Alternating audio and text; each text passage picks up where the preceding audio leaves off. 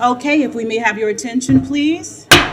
We now call this third meeting of the Public Safety Committee to order. Thank you all for being here this afternoon. In the interest of time, first of all, we're grateful that Commissioner Chestnut has joined us safely. We were holding for you, Madam Chestnut, so that we could have this very important conversation with you included. This was a topic that you did bring forward, and so I certainly did not want to begin that conversation without you. Thank you. Thank you. And there were no policemen on the street. So none are behind you. Okay, No. that's good. That's good. That's good. That's good. I would like to begin actually with a quote, if I may, because this is a very important topic, as all of them are, but it's one that's very near and dear to my heart. Nelson Mandela once said that safety and security don't just happen. They are the result of collective consensus and public investment. We owe our children, the most vulnerable citizens in our society, a life free of violence and fear. That quote has inspired me today. I'm sure that it's probably inspired everyone in this room. We have a lot of friends and colleagues from across the street and from other places throughout the city and county that have joined us today. I thank you for being here. We look forward to a wonderful and robust conversation that I will not delay any further. Is there a motion to adopt the agenda? So moved. It has been motioned and seconded that we adopt the agenda. All in favor, aye? Aye. Any nays? Okay, we have an agenda. The next item is approval of the minutes, and colleagues, I would like to offer this. As this is a new committee and we are finding our way, as I reviewed the minutes, I had a desire for a little more clarity and depth. So if there is no objection of either of you, I would like to move approval of the minutes forward for the next meeting, giving staff the opportunity to take a new look, flesh them out a little bit, give us a little more depth and detail, so that when we refer to these in the future, it can be very clear what took place at the meeting. Commissioner. Is there any objection? Yeah. Wonderful, thank you. So with that, we are going to move the approval of the minutes to our next meeting. All right. Madam Clerk, our next item. Thank you, Madam Chair. The first business discussion item is 2023-430, the Children's Trust of Alachua County update on funded youth programs, with a recommendation for the committee to hear the update. Thank you so much. And we have Ms. Marcia Kiner that has joined us from the Children's Trust. Thank you so much for coming back to us, Ms. Kiner, and for bringing this update on the Children's Trust. Also, we wanted you to know that we intentionally put you at the top of this agenda because we know you have a board member, and at least two of your board members are here today. We want to get you out of here as expediently as possible, so we put you at the top because we know you have that meeting a little bit later on today. Thank you so much for your presence. Yes, ma'am. Thank you, and good afternoon, everyone. Thank you for inviting us to come and share with you what the Children's Trust has upcoming this summer. I have provided you a handout. It is here. We have some additional ones if the folks here would like them. Let's see. See if I can straighten it out. There we are. So, the Trust has funded 29 summer camps. These camps are all across our county. And the handout that I have provided gives you a list of their names, the anticipated or expected number of children that will be funded, and the dollar amount awarded to each of the organizations. So I don't want to read it, but I will highlight a few of them because a few of them are in the room. Cuskawilla Day Camp with the County Commission. You will see that it looks like we will have approximately 50. We were crossing our fingers that we will make that number. The Cave Museum, 60 young folks. The Cultural Arts Coalition through the Wilhelmina Johnson Center, 10. Deeper Purpose, which is up in High Springs, 48 young folks. ACEs in Motion, most of us have heard of ACEs and the good work that they do. They have 2 camps this summer. 20 and 22 folks for those. Greater Duval, another great camp that we sponsor. That one is about 13 young people. I am STEM at Caring and Sharing Learning School. There will be 150 young folks over there that we will be sponsoring. If you flip over to the backside, we are extremely excited about the YMCA. This summer, they have expanded out of Gainesville to Hawthorne, Micanopy, and Waldo this summer. We are going to be working with them, thankful that they were able to expand and that those cities were open to the expansion. Santa Fe College has been a partner of ours.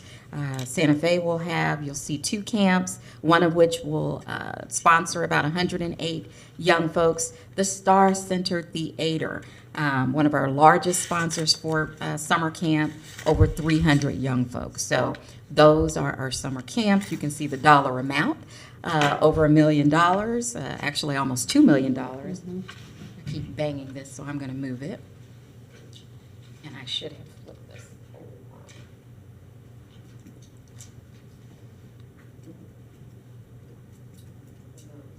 Following along there. So as I said, that's about 29 camps that we're funding there. In addition, we fund what we call enrichment providers. So these are organizations that will work with our camps. They are funded year-round. So that's our Child Advocacy Center. They help with our young folks who have experienced any trauma, any mental health issues. We fund them. The Cultural Arts Coalition, the Florida Museum of Natural History, the Gainesville Chamber Orchestra, Motivate You does great work all throughout our county.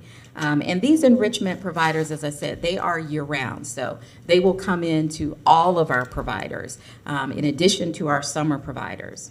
And the Underground Kitchen, they prepare meals and teach the young people how to prepare meals. So we are very proud of those folks as well. And then on the last page, everybody, of course, has heard of TeensWork Alachua. I see Mr. Fields is here in the room. Minority Business Listing and Goodwill Industries partner on TeensWork Alachua, where we will put 220 youth to work this summer through 70 employers throughout the county. This year, we asked for 30% of the jobs and the young folks to come from our outlying communities. So the Children's Trust of Alachua County is for all children all throughout our county. So we are extremely pleased that we will be meeting that goal. Freedom School. Freedom School was a piloted program. Christy, correct me if I'm wrong, through the Children's Defense Fund. We had great success with them last summer. They are back again.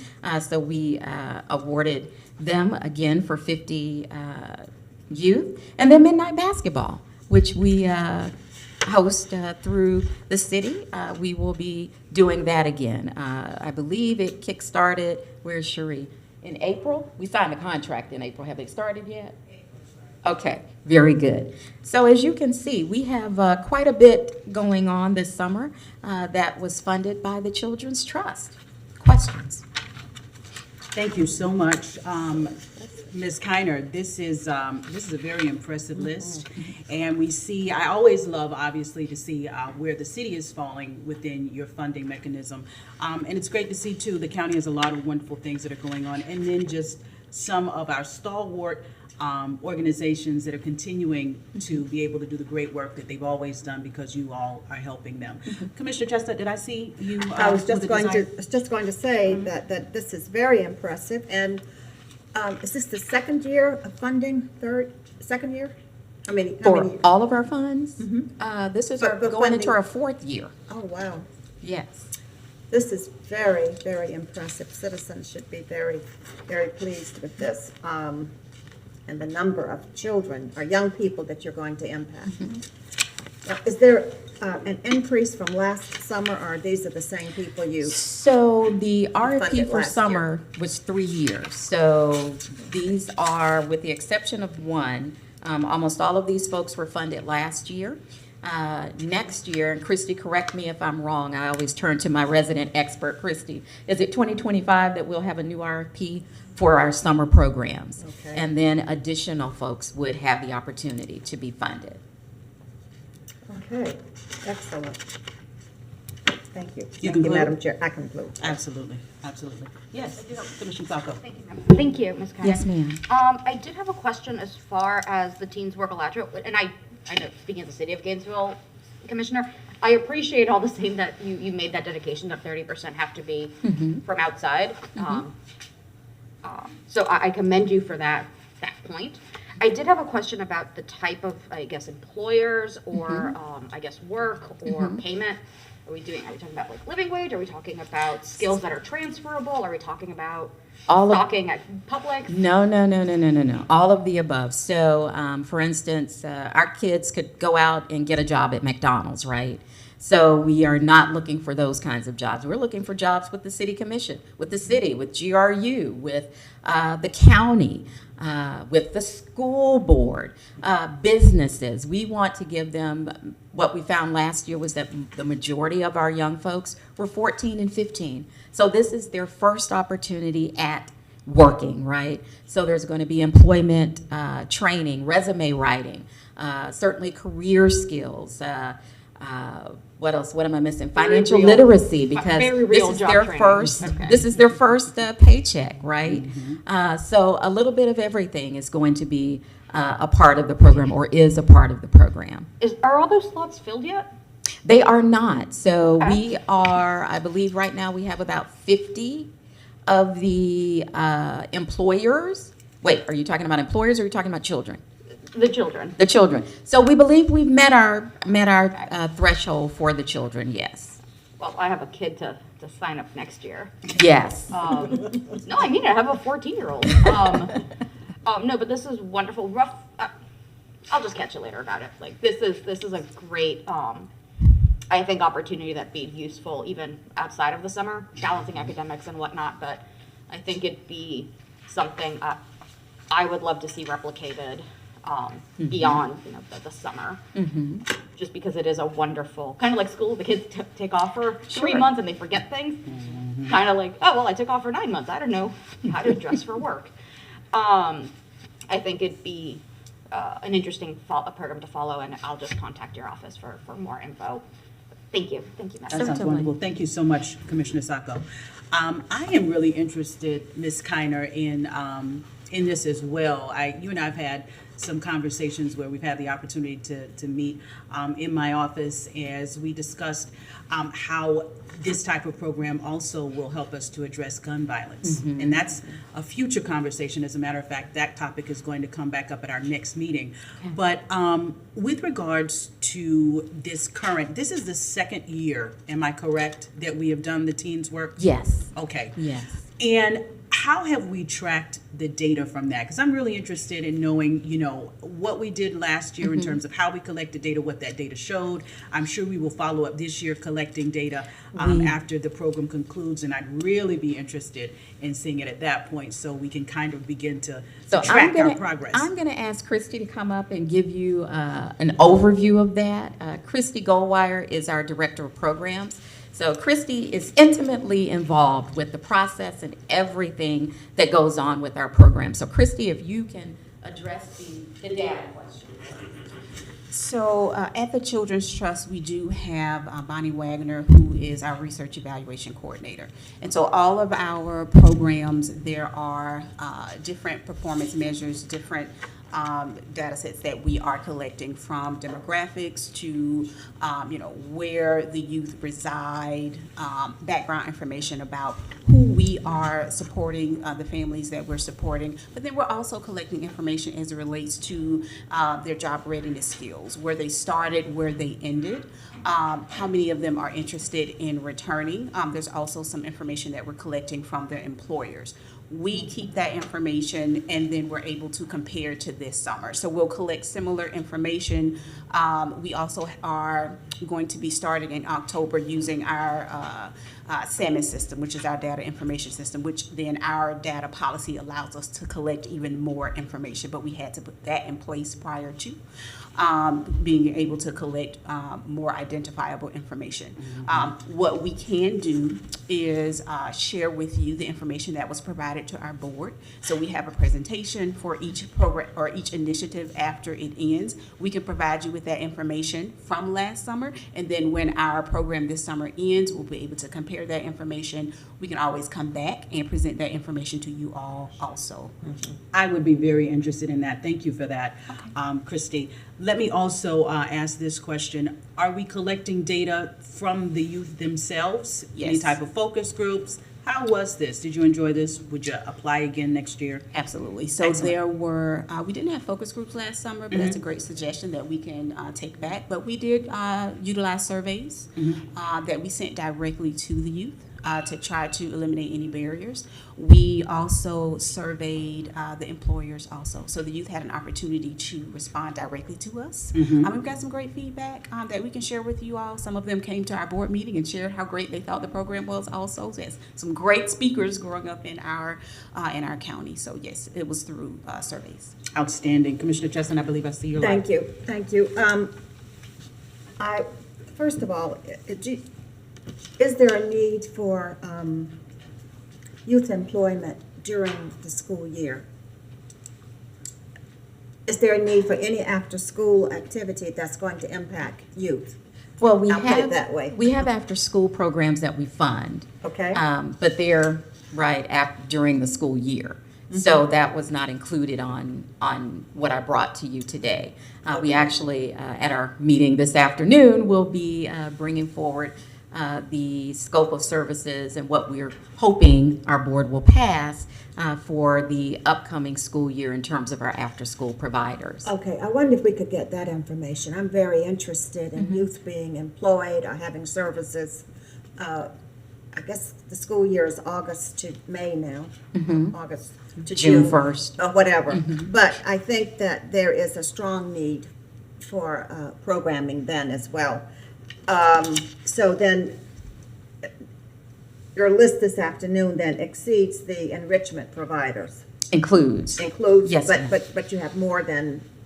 Well, we perhaps have more. after school, so that's not included here. This Okay. was, what I brought to All right. you was just what we're doing this summer. Well, Madam Chair, if we could get the after-school activity, I think that would be very important to see. Absolutely. Thank you very much. Thank you, Ms. Kiner.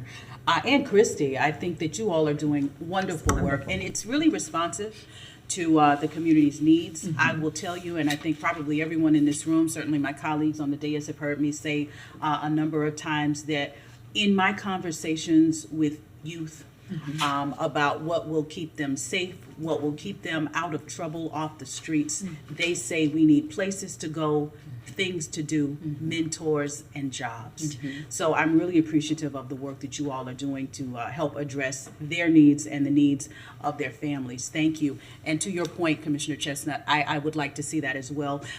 In the context of what today's meeting is about, I think that Ms. Kiner has done a wonderful job of presenting the information that she has as we're speaking specifically about summer programming, I believe, and the youth programs here in the city, et cetera. And Yes, if, ma'am. if I may just add one other piece for you all, we will be funding some mentorship mini grants. Nice. Those are probably, Christy, going to kick off in June. We had to get through our after-school RFP first, and our strategic plan. We have a lot going on at the trust, but we will have approximately $500,000 in mini grants that we will be offering, and they fall under mentorship. So more will be out about that sometime in the next 3 to 4 weeks. Wonderful. And for those individuals who may be watching us or who may see this later on, would you tell them where they can get that information? They are welcome to come to our website at the Children's Trust of AlachuaCounty.us, and you will see the information on the website. Thank you so much. And one final question. Yes. And for faith-based institutions, must you be a 501c3 in order to participate? Christy? Christie?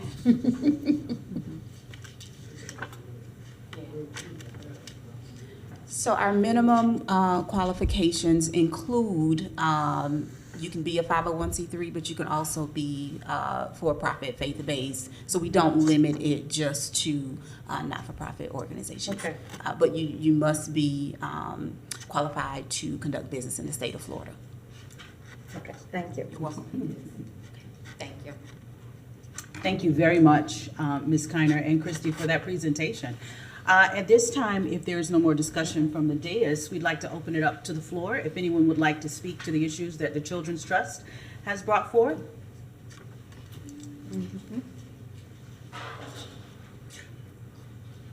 Thank you, Commissioner Cornell. Thank you, Commissioners. Ken Cornell, Children's Trust, Alachua County Board of County Commissioners. Last year was our first TeensWork program, and when it was initially implemented, the trust recognized a huge need. And in fact, we were planning to employ about 100 kids, and on the spot, the board elected to double that funding last year. This year, we're carrying that forward, and what we are finding is that the need far outweighs the supply. And I think that is consistent with what we're seeing around the entire county. Our kids, to your point, Madam Chair, need a place. They need places, they need programming, they need mentors. And so as a county commissioner, as a city commissioner, one of the things that I think about is how can we make our public spaces available to these youth for this type of programming. And it's critical, and it's going to take all of us, not just the Children's Trust. The Children's Trust has some funding, limited funding, and a lot of it is being dedicated. But I think every institution, whether that's the school board, the library, the county commission, the city commission, the small cities, have to really be focused in on how do we provide programming, activities, and public spaces for our youth. That is critical, and so thanks for convening this. Thanks for having the trust. I'm sure some of my colleagues will also speak to that issue. Thank you so much, Commissioner Cornell, and the work that you're doing to help with regards to this. Thank you. Our next speaker. My name is Donald Shepherd, the People's Representative, and I did all that. I take and state that that's something I've been working on for 14 years, trying to get these programs started so that we could have these children have a place to go. There's so many of our children out there that are involved in crime. I see it in my neighborhood, and they ask me, what is there for us to do? There's nothing. So let's start with our home projects, make those managers of home projects, trailer parks, housing authority, make those landlords or members of the meeting so that they can hear what we're trying to present to them, what your staff is trying to present to them.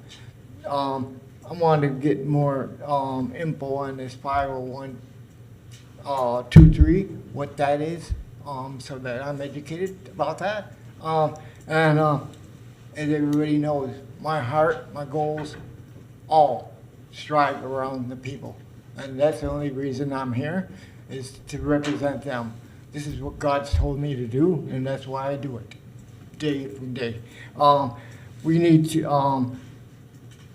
I need to learn more about what y'all have put forth, and I haven't the PDF of that, so that would educate me towards what you got going, and how can I help that, and that's our goals. And so, thank you very much for hearing me speak. Thank you very much, Mr. Shepherd. And I thank you all for putting this all together.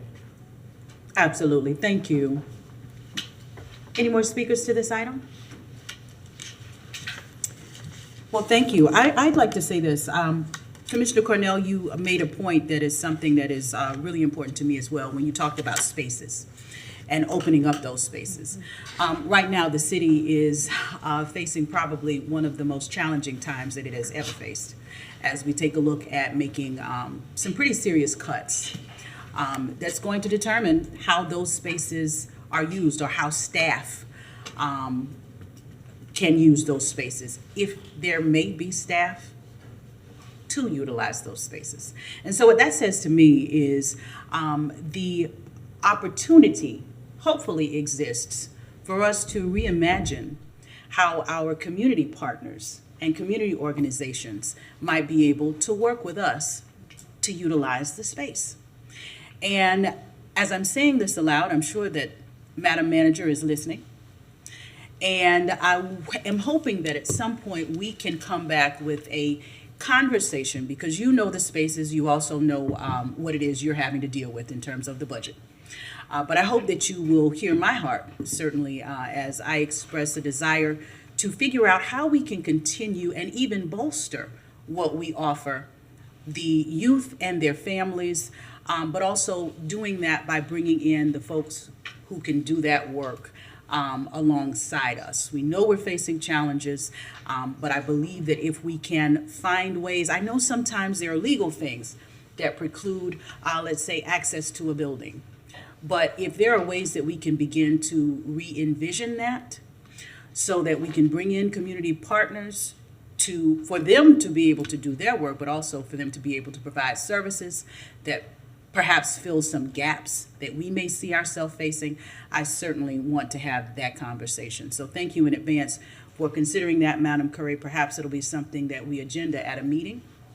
But I thank you. I don't know if, I know, let me just say it like this. I know that there has been at least a small level of interest from some community members. I'm not sure if you are at liberty to at least discuss briefly what your thoughts are with regards to the use of community space.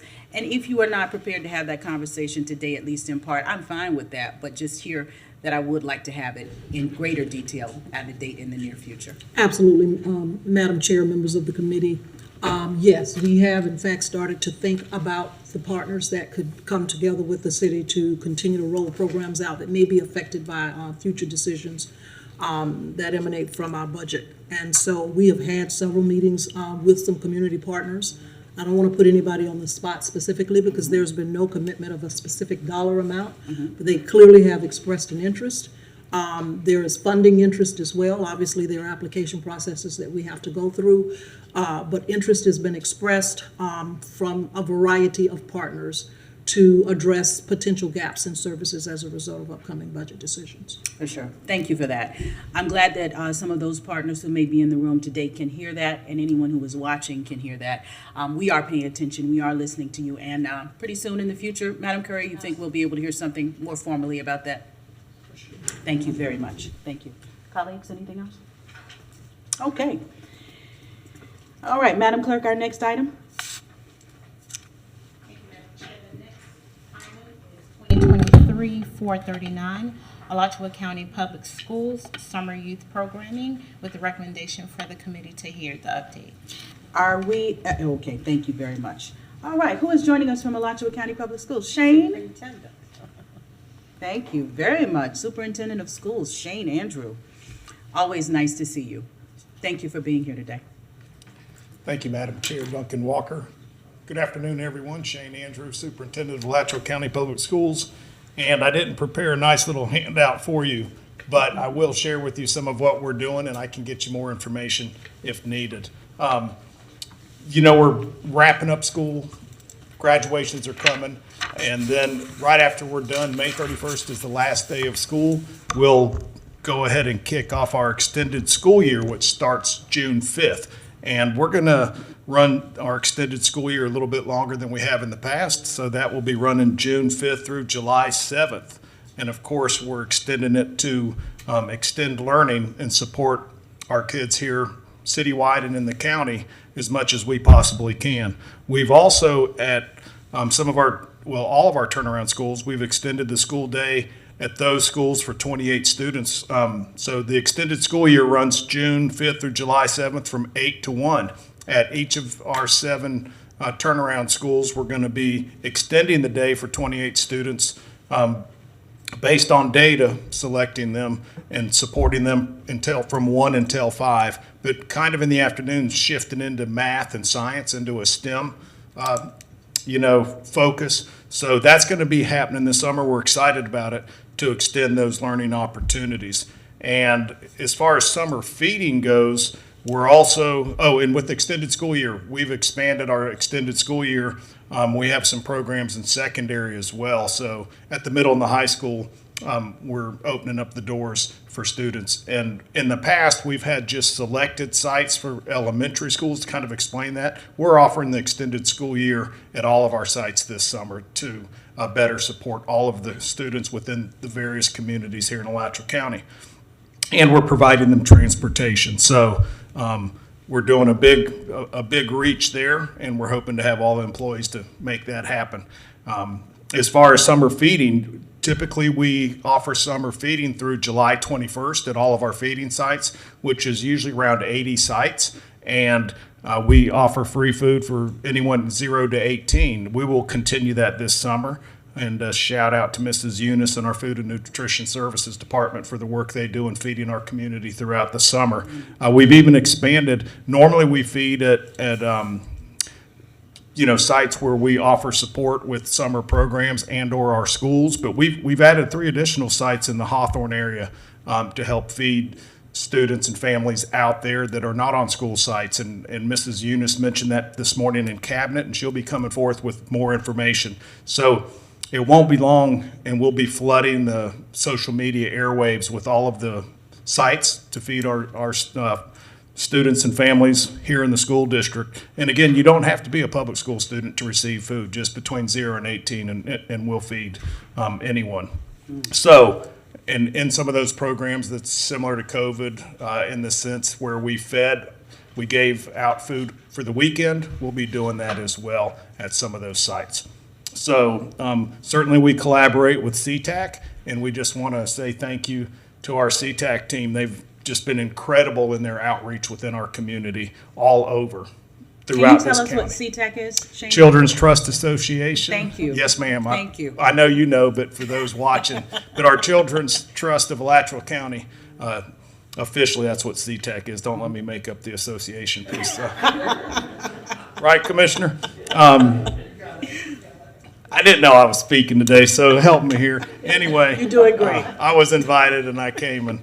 Thank you. I know a little, just enough to, but that being said, so, Greater Duval, we're collaborating with the YMCA. They're at Shell again for the 2nd year out there. So just an awesome opportunity there. Kids Count, Aces in Motion, Cuskawilla. There's others. We collaborate with quite a few, and the clearinghouse is through CTAC, but as we all are, we're there trying to support each other. This summer we have driver's education as we normally do at the driver's ed range. It's a hands-on opportunity in the summer. That's not so much the model anymore during the school year. So if you know kids that need that hands-on driving experience, let's encourage them to get signed up for driver's education. We'll be running a summer college boot camp again at Santa Fe College like we did last year. We really hope to get our numbers up. This is for juniors and seniors. So we'll be offering those college boot camps out there, and information will be coming out of our Student Services Division soon on that. With the schools in general, there's so many things that go on during the summer. I wouldn't dare list them all, but we have opportunities in the arts, in band camps, and with athletic teams that are working out, and doing those types of things on campuses. So we've always said our campuses are kind of like the city of New York. It never sleeps, one of these big high schools here in town. So there's a lot of other great things going on in our schools over the summer, and kids are just engaged in a lot of things. I totally agree. Kids need a place to go. We need mentors. We need safe spaces, and the workforce, that's critical as well. So definitely there's a need there. One thing I want to mention, and I think we've talked about it before briefly, but the 3DE program is going to be kicking up here in Gainesville. That's sponsored by Junior Achievement. And it's a program. 3DE doesn't stand for anything in particular, but it's a program sponsored by Junior Achievement. It's been in Houston, I want to say LA, Atlanta, Chicago. And really what 3DE is, it's going to be at Eastside High School for the 24-25 school year, but it's what you all are talking about and supporting. It's a nonprofit organization dedicated to helping provide support for high school students that's relevant, authentic, experiential, educational opportunities. So it's really a connection to the real world and real world activities of today and tomorrow. And so we think this is going to be one of those great academic programs where they actually infuse employees into our schools, someone to run the program, so it's not something extra for our administrators to run. But from the data we have, and Hillsborough County does it. So it's been in Tampa, it's been at St. Pete High School, Tampa Chamberlain, Hillsborough High. So it's a proven program. We're not the first in. You know, you don't want to be the first or the last. We're right there in the middle, and we're just excited about how we believe this is going to engage our students, help them with understanding, knowledge, and the skill set, again, for today and for their future, both academically and career-wise. And Mr. Williams, the principal of Eastside High School, has embraced this. It starts as a cohort in 9th grade, then it's a 9th, 10th, 9th through 11th, till it gets to 9th through 12th. And those students go out and do internships at big-name companies where their skills are transferable. So whether that's Truist or Home Depot, or I better say Lowe's too while I'm talking, right? Airline companies, you name it, it's across the field. Of course, the companies here in our local, like, the providers like healthcare and all of that would be tied in there. So we're just real excited about it. It's going to be a game changer as it takes off at Eastside High School. We're hoping that we see that in our other high schools throughout the city here. So if you hear something about that, that is coming, but the plan is to do it right. And 3DE doesn't just come in and start. So even though I got excited and said, let's start in August of 23, they said, no, we'll start in August of 24. And they'll come in and prepare us and our teachers and staff to do it right and get it right and start with, let's say, a cohort. I'm expecting at least 150 freshmen that year. And we'll take them all the way through their senior year. So we're looking forward to that. We think it's going to be a game changer, and it's leading into these opportunities that I know you all are definitely interested in and support. Thank you, Madam Chair. Wonderful. Thank you so much, Shane. Commissioners, is there any comment, any questions? I did have one. Yes, Commissioner Sacco. Thank you, ma'am. Hi, Superintendent. Just a question as far as your summer food programs, and things might have changed since the last time I helped a nonprofit over the summer.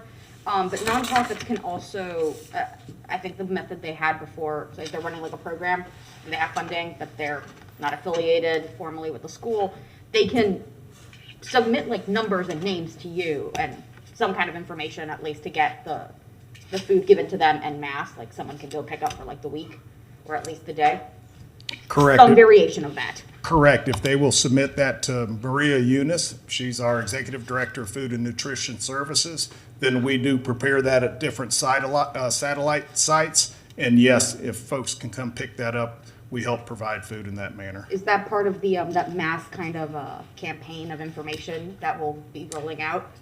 You know, I would reach out to her on that specific case because that's more of a listing of sites and where families can get their food. So I would reach out directly to Maria Eunice. I wasn't thinking so much families as, like, I think as we just saw with the Children's Trust, there are a lot of nonprofits that are kind of already taking on dozens of children weekly or for several times, if that would be a good collaboration point. I wasn't sure how formalized it was.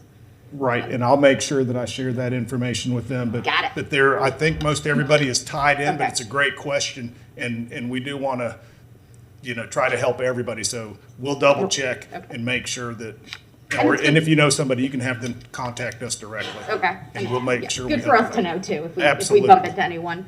Absolutely. But otherwise, no, I am excited and I really do appreciate the effort to try to maximize the use of your sites and your schools to try to see how they can be repurposed or continue to be purposed throughout the year. So I thank you for those efforts and for joining us. I know it wasn't your job today, but thank you. Thank you so much. Thank you, Commissioner. So, Mr. Andrew, I too want to thank you. I do have a couple of questions. The 3DE program is really interesting to me. It sounds very exciting, but I wanted a little bit of clarity.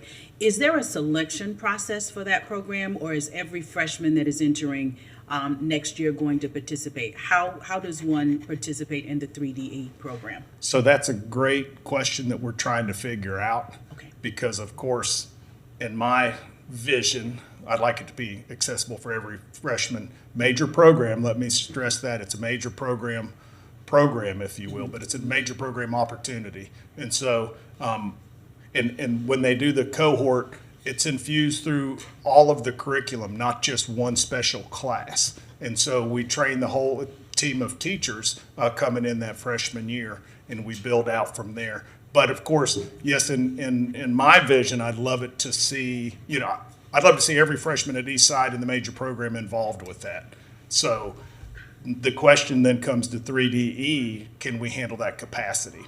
I think their sweet spot has been between 150, 200 students, but I also think if we lean in some and say, hey, let's try a bigger model, they might go for that and support us on that. But that would be my hope.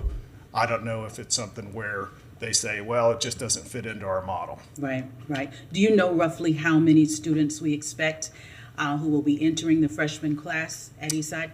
My guess is it's probably around 300 to 350 a year in the major program. There's probably 350 to 400 annually coming in, total students, maybe 450. There's attrition there over the years, but when you combine the IB students, the major program kids, and the culinary arts students, and the medical skills, because they have a non-magnet medical skills program that, of course, I would plug as well. Another excellent program at Eastside High School that if somebody wants a zoning exception, we have seats available, and we'll gladly take them at Eastside High School in our medical skills program, which those kids are going to UF and getting jobs. The first cohort we had graduate out of there, I think 16 of 20 or so got jobs immediately at Shands UF Health, and Mr. Jimenez, the CEO there, met with them. So that's really the best kept secret in Gainesville when it comes to a medical skills program. Well, don't let that be a secret. Well, yeah, we didn't magnetize it, but it was a homemade deal. When we were there, when I was there in 2017, we got that going. And it really has. They just had a ceremony at Eastside last week with, I want to say, 26, 28 seniors on their way out.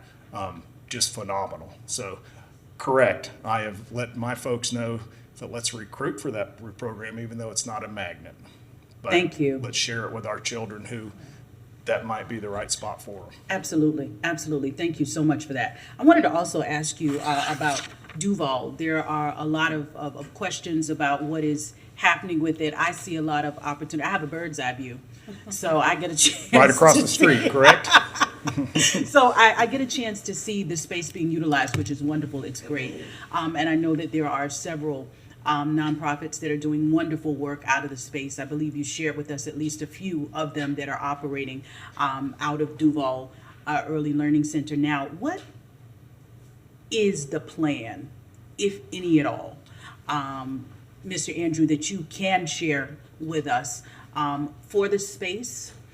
Are we looking at opportunities to bring more organizations into the space to utilize it in that way? Is this sort of a limited engagement where we have just a few years where it will be used in that way? Can you talk to us a little bit about Duval, the building, the space and its usage, and then also a little bit more about the current folks that are in there and how there may be opportunities for more organizations? So there's after-school programs in there right now. Kids Count, Aces in Motion. I think Greater Duval still using it as well. And we've had some people come and go there. So as far as the Office of Educational Facilities is concerned, the school is on pause through this coming summer. We might have one more year on it, maybe through next summer. But so there's the intricacies of working things out with the state when it's on pause. So what we do and how we're going to utilize that space next hasn't been totally worked out, because we do have to, schools have to be classified, with enrollment or not, if they're on pause. If they're a swing school, say like Prairie View is classified as a swing school right now. And so we have to work through the state on how we use that in the future, because it's tax dollars. And so they have a say in that. I believe when we paused it, we were able to pause it for 3 years. And I believe we have one more year beyond 23 into 24 for it to be on pause. And we're looking into what our next steps are there, just as far as state requirements go. So we're sorting that out as we are with the rezoning process and strategic planning. We're in the early phases of that. So as we rezone, what we do with multiple sites is going to be part of this process. With Prairie View there, it's a solid school. built just like Glen Springs and Rawlings. It's a replica basically of those schools, and we know they have good bones. And so that greater picture is something we're going to work out with the School Board of Alachua County as we move forward, and what those different sites look like. Old Terwilliger, you've heard talk there. Could it be transportation? Could it be another school to help with the, rebuild where we were? And so build the new build that we can build and refurbish those classrooms, because obviously there's a lot of growth out west. And so nonetheless, so does that need to be brought back online? Of course, the question is, like you all are dealing with, where's the funding come from? And so paying for that versus having a vision of that. But I think all that has to be sorted out. And we don't really have everything sorted out yet. We're hoping a lot of that comes out with strategic planning and working with Cognia, the firm that we're working with on that, on how we really do what's best for our students, our community, and use our tax dollars, the half cent, the 1 mil, and the state capital outlay dollars to the best. So I know that's a roundabout long answer, but the thing back to Duval where we started is we have to work through the Office of Educational Facilities, and it's not just as easy as us saying, hey, you guys, this is how we're going to use our space. They want to help us decide how we're going to use our space based on statute and everything else. Okay. I certainly am interested in future conversations about that process. Yes, ma'am. So thank you very much. Any other questions or comments from colleagues? No? We'd like to open it up now to anybody who would like to speak to Alachua County Public Schools Summer Youth Programming. Commissioner Cornell. I'm back. Welcome back. I want to add on to that conversation that you were just having with our school board superintendent. The Office of Educational Facilities could be really an opportunity. And when I say an opportunity, I'm thinking about the activities that the trust is working on, but more importantly, the county tomorrow has on its agenda the acquisition of the 13 acres off 15th. We are working with the city to develop the corner of G-Tech. The city and the county through Wild Spaces are working on the corner of 8th and Waldo Road. And I see a real opportunity for not only economic development, but programming at all levels for our kids and our young adults. And this whole area is an area that is primed for development, economic opportunity, and programming. And I think if we can coordinate county, city, school board, children's trust, private stakeholders, the library system, we have real opportunities for developing, obviously with the school board, it's their property, but with the state. And so I hope we will, as electeds across both sides of the streets, really think about that, because there's a lot of economic opportunity and public funding going into this area that is critically important for our community. Thank you, Commissioner Cornell. To that point, very interesting. As you will recall, yourself, Shane, myself, some members from our housing department, et cetera, had a really, what I believed was a really good initial meeting, probably, about 4 months ago, where we began to discuss purpose-built communities and purpose-built schools. I think as we start talking about the conversation with the state, that would be something very interesting for us to go a little bit deeper into, because we understand how schools form that anchor in these communities, through which communities grow, thrive, that economic development that you're talking about, absolutely, because you're talking about District 1. And one of the things that I've always envisioned is this connection. You mentioned the synergy, absolutely. I kind of envision it almost like a district, if you will, that is in the process of creating. It hasn't been intentionally done, but it should. The investment that's about to be going into 8th and Waldo, we just invested over $2.5 million in the Clarence R. Kelly Center. There's still opportunity that is there. If you come on down the street, and Shane, you hear my heart here, whatever might be able to happen at Duval, and we keep on coming on down the street, and we go into the gardens, right down at, help me here because my coffee is wearing off. But the, help me, your facility, it's another Alachua County school. Thank you, the Old Horizon, that's where I was going, you see? And so all of that opportunity down there. I mentioned to you, Mr. Andrew, that you've got a couple of more properties that I'd like to look at that are over on Hawthorne Road, that I think that entire area just represents so much opportunity that where we now have, I believe, some will on both sides of the street, Commissioner Cornell. We also have some resources that we have never had before. How we look at putting those resources into these areas so that the schools can improve, so that the economic development is attracted to those spaces, so that we can begin to address and mitigate the root causes of violence. Now we're cooking, so I thank you for bringing that up. I certainly look forward to coming back to the table with you all and expanding that conversation about purpose-built communities and purpose-built schools. I know that the Gainesville Housing Authority wants to be a part of that conversation as well, but there are certainly other partners that are in this room today who should also be a part of that conversation. So thank you for bringing that up. And thank you in advance for any assistance that you'll provide in that way. Is there anybody else who wanted to speak to Alachua County Public Schools? Hi. Hi, Danielle. I wasn't planning to speak, but I just loved Commissioner Cornell's comments so much. I just had to add on to it.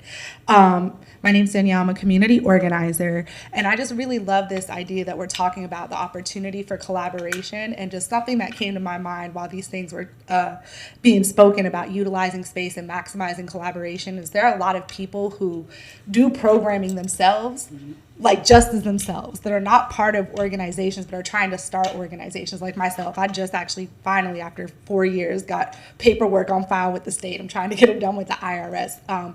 And so like even a space like Greater Duval, there's other spaces. One of my big challenges is I don't have a space to bring people into. So what does it look like to create an incubator type space for people who are trying to get programming off the ground, especially with the city having the partnership for Reimagining Gainesville, where we're really trying to address these kind of innovative ideas. And so those partners who are coming in those spaces, what does it look like to kind of provide an actual space for these people to work and bring people in? Because sometimes I'll put out an ask on Facebook and I'm looking for charity and people will be like, I'll rent you my space for $600. I'm like, I don't have that out of my pocket. So trying to figure things out, and I've been blessed, that some people do help me out. I run programming out of GTech on Monday nights and such, but I like this idea of collaboration and kind of allowing people who do want to do work in the community and might just need a little bit of guidance to, also come to the table, not these like bigger name nonprofits, but just, the smaller guys who are on the ground too that want to make a difference and kind of give them that opportunity as well. So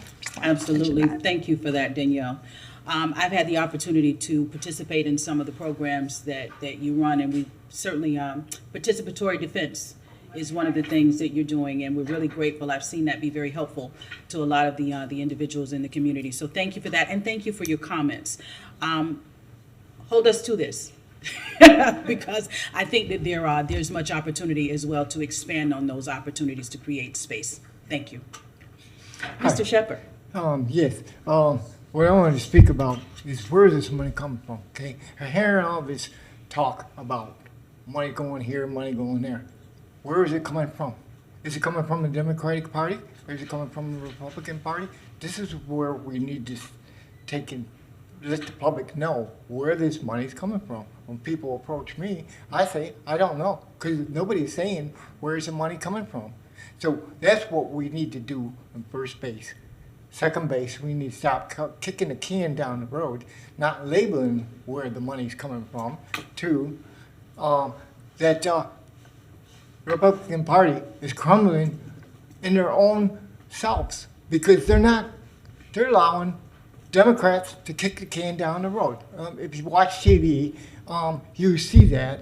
If you come to meetings, you see that. And this is shameful. If the Republican Party are saying they're going to come in here and cut down GRU or cut down the city commission, well then, where's your money to back it? I want to know from our Republican representatives to call me and tell me, where is this money coming from? What are you doing to help me take and voice your opinion of what you're going to do as a Republican or a Democrat? As a people's representative, I represent both. So I want to know where this money comes from so that I have a stance. So I have shoes to walk in. So that I have a foundation. We need a community center in Gainesville, and this has been said for years, but nobody's doing anything about it. So somebody needs to take and build a community center, a dome in which we can take and have these organizations come and present themselves so that we have an outlook towards what our future is.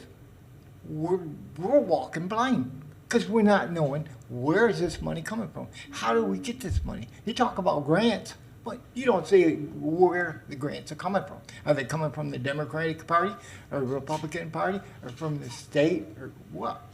This needs to be labeled so that the public knows. Tower Road is one of the foundation people that are saying that our votes didn't count, so what is the Republican Party doing to represent us?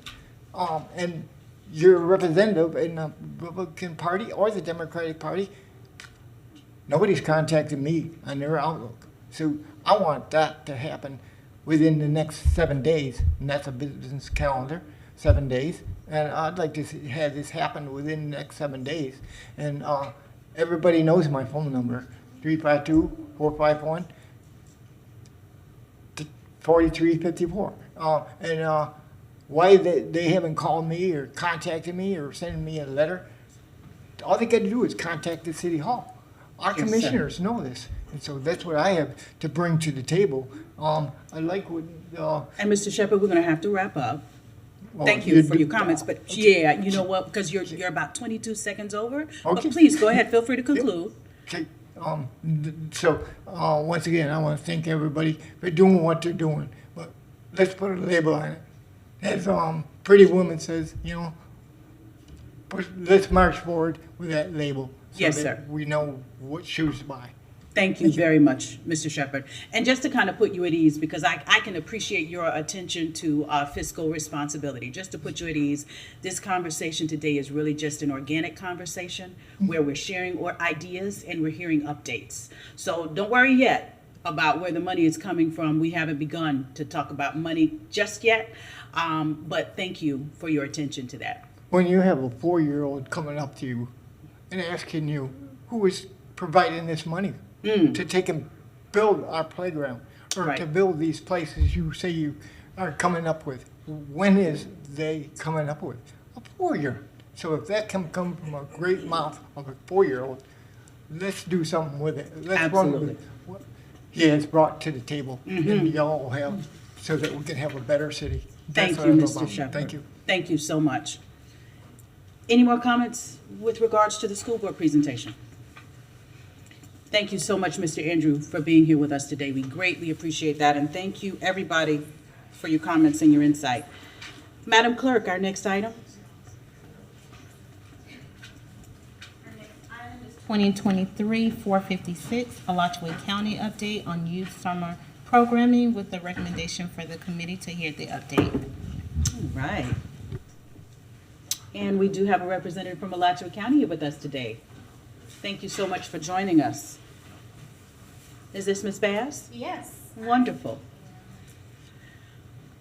I'll leave some extras up here as well. But yes, I am Jamie Bass. I'm the camp manager at Cuskawilla Nature and Retreat Center. This summer we are offering 8 weeks of day camp programming from 7:30 till about 5:30 for kids ages 7 to 12. And they'll be participating in regular camp activities like archery, swimming, boating, arts and crafts, all the things that our beautiful property has to offer, as well as partnering with several different entities in the county to provide educational resources. One of the weeks we're really excited about is partnering with UF IFAS Extension Office, where they're going to come out and do an entire week of 4-H programming as well. And we have, like they mentioned, 50 scholarships this summer, and we've already used about a little over half of those scholarships, so we have a few left. And those provide 8 weeks of programming through the Children's Trust, as well as our Friends of Cuskawilla, who provide 2 weeks of programming. We are looking this summer to become an accredited camp with the American Camping Association, so we will receive a visit on site. We've finished a lot of standards and different things like that, and so we will, we're really excited about that, kind of closing out this later this summer, kind of piggybacking off those safety, those standards, meeting all those different types of things. And then we're also still providing our transportation from Lincoln Middle School to Cuskawilla and then back to Lincoln as well. So we're partnering with the school board. We're one of the camps that will receive the meals this summer as well. And then we have our fish camp, which is partnering with the Florida Conservation Youth Network as well, which is teaching like kids how to ethically angle fish, catch and release, proper type of fishing, which is also being offered this summer. Okay. Thank you for inviting us today. Wonderful. Well, Yes. thank you for giving us this information about day camp. I was kind of laughing to myself as you were talking about fishing. It is something that I've done probably twice in my life. Okay, me too. So I should probably come out and enjoy Yes. learning how to do that. It is something that's really peaceful. It is, yes. If you can actually, if you can be successful at it. But thank you so much. Colleagues, do you have any questions or any comments from Ms. Bass? Okay. Well, thank you. Like I said, I'll just leave some of these there, and if you know a camper that might benefit from this program this summer, we still have some spots. Thank you so much for You're that. welcome. Thank you for Thank everything you. you're doing. Commissioner, Yes. if I might just intervene for a moment. A lot of excellent information is being shared today, and we anticipated that this committee would want to have some kind of a overall summary of the information that's being shared so that the city could get that information back out. So at this time, just so that you all know that the updates are occurring, but we are also planning to have some kind of a clearinghouse from the city.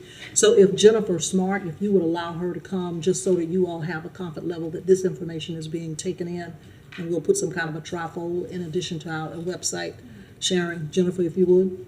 Thank you. Thank you very much. Jennifer, would you kindly come forward at this point? And thank you, Manager Curry, for saying that, because as we were getting all of this, I was thinking, wow, how will people know? This is a lot of information. How will they know what's happening? Can they get it all in one place? Thank you very much. Jennifer, Thank please you, share with Madam us where we Chair. can find this information. Yes, Jennifer Smart, Communications Director. The city manager has directed the communications team to use information from today's presentations to share about all of these wonderful program offerings from the city, Alachua County Public Schools, the county, and the Children's Trust. Everything that we have learned, we are going to put onto the website. We will create a page that will be at the bottom of our landing page. It'll be a news module. For redundancy and ease of use, we will have the information also on our community page. This will be labeled Summer Youth Programs or something similar, and it will be based on input from the creative design team. In addition, we will have hard copy flyers that we can distribute to the community, and we will reach out through rec centers and churches with the assistance of Yvette Carter, Community Relations Director. We also can use Constant Contact to send out a blast. And we can also put on GNV News to make sure everybody can see this information across the community. Thank you so much for that, Jennifer. One of the things that I think the manager hears from me constantly and consistently is, how are we marketing? How are we getting the word out? And I really want to say thank you again to you. You're still relatively new out here, but I think you've been doing a wonderful job. I look forward to the work that you will continue to do. But making sure that everybody is aware what happens this summer is critical. Our young people are facing some real challenges. And if we are going to continue to do the good work that we're doing, it'd be a crime for us not to do everything we could to make sure that they knew about it. So thank you, thank you, thank you. And thank you, Manager Curry, for seeing to it that this gets done, that we market these things efficiently and effectively so that our kids can have something to do and places to go over the summer. Thank you. Thank you. For sure, for sure. All right, our next item. Madam Chair, our next item is 2023-456, Alachua County update on youth summer programming. I'm sorry. No, we just did that. I'm sorry. That's okay. 2023-428, Parks, Recreation, and Cultural Affairs Youth Services Division update. Thank you very much. And I see Leslie Ladendorf coming to us. Hi, Leslie. Thank you, Madam Chair, And Commissioners. Cherie, is Cherie coming up as well? Oh, no, Cherie's coming. She's gonna. doing something. I'm going to introduce them. She's preparing. Okay, thank you very much, Leslie. Thank you. So thank you so much for giving us the time to give you an update on the Youth Services Division with the Parks, Recreation, and Cultural Affairs. As of today, well, as of May, early May, as part of a reorganization of the PRCA department, the Youth Services Division is now combined with the Recreation Division. This has already taken effect with Cherie Kelly as the senior manager for the division and Dwight Jackson remaining as a division manager for athletics, aquatics, and Depot Park. Recreation education portion of recreation will report directly to Ms. Kelly. The two divisions were already working very closely together. We were very happy with the progress that's been made with since Ms. Kelly has come on board with us, building partnerships, working with our teams to really get what they're doing, learning about it, and then finding out how she can best plug in with the community and our collaborators and our partners. So as they were doing that, we felt this was a natural fit to bring them together and be aligned even more than they were before. We will be working on rebranding the division to highlight the hard work of all of the staff that's involved. So that's something we're working on, and we'll roll that out as it comes available. A little bit about the funding history for the division. Some of you may be aware that it began in about 2019-2020 when Commission voted to create the division and provide about $700,000 in budget for the division each year as recurring funding support. In September of 2022, Ms. Kelly was hired, and we also purchased a bus, which actually won't be here until 2024. It's on back order with many other things. Once Ms. Kelly was on board, she started to learn about the programs that we offered and develop what the division would look like for youth services. In 2023, staff freezes and funding has been suspended in an effort to continue the work that she already had started, which is incredible work. The reorganization was necessary. We've already seen positive outcomes and feel strongly that this work should carry on, as which I'm sure you all wish as well. So we're going to give you a little update on how that work is going to continue, even with the reorganization. We're really excited about that. So, Ms. Kelly, if you'll... Welcome, Ms. Kelly. Thank you. Good afternoon. I'm Cherie Kelly, Youth Services Manager, as Leslie mentioned. I was onboarded in September of 2022, and really my role with the division was to take a look at youth services throughout our city and to look to our nonprofits and our community supports and see what are the gaps that are existing in our community and also internally within our programs. And one of the things that, I'm going to continue both of those things throughout the Youth Services Division, being able to utilize our existing programs and be able to bring in those nonprofits and community partners to serve as subject matter experts and really improve and strengthen the way that we do things. Some examples of that work that's already occurred is bringing in our nonprofits partners to support the trauma-informed care practice that we're incorporating within all of our youth serving programs in the education section, and to bring in our partners to train and develop our staff on trauma-informed practices, on creative inclusive programs, on making sure that we are working on building our relationships with our youth and a family, using a really family-centered, community-based approach. And the beauty of those things is they don't take a lot of staff to be able to do those things. And so we're going to continue to integrate that kind of work, and some of that has already started and it's continuing within the summer already. I I think we're on the next agenda item, and so at that time, I'm going to provide a more detailed update of some of the ways that our education section and athletics programs have been strengthened through youth services. Thank you very much, Ms. Kelly. Thank you. And welcome. Thank I don't you. think you're not from Gainesville. I've been here 14 years. You've been here 14 years, but when we had a conversation about you coming to us from Louisville, Kentucky. There we go. I had the opportunity to attend a program/event that you rolled out a few months ago, where a performance, Never Had a Friend, took place out at the Performing Arts Center, and I wanted to thank you again for that. Could you tell us a little bit about the genesis of that event, and what its purpose was, how it turned out? Absolutely. I'm going to pull this down a little bit because I'm short and I feel like I'm looking through the microphone.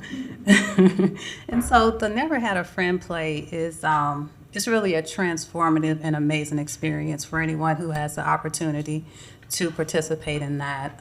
What it is it's a performance put on by Dr. Micah Johnson from the University of South Florida, but it tells his true life story of homelessness, triumph, and resiliency, and particularly how he as a youth built that resiliency and triumph through the arts and through building friendships.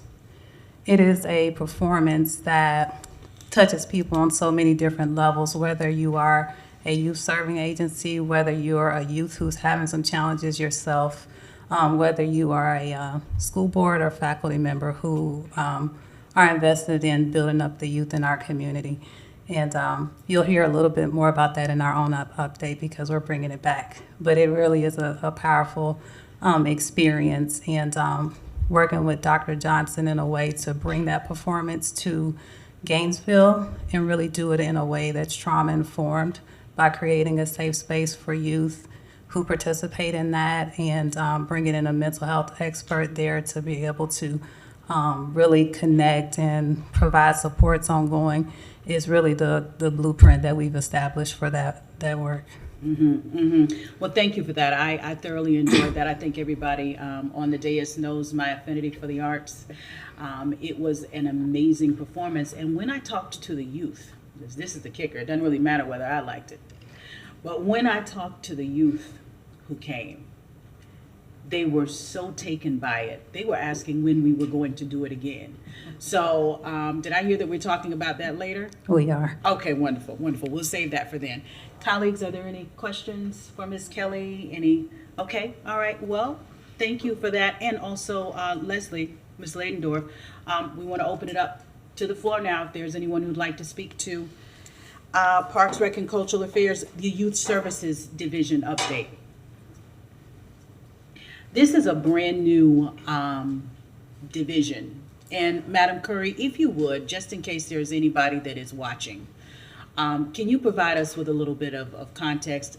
Ms. Ladendorf gave us a little bit of the financial history, but would you talk to us a little bit about the purpose of the department?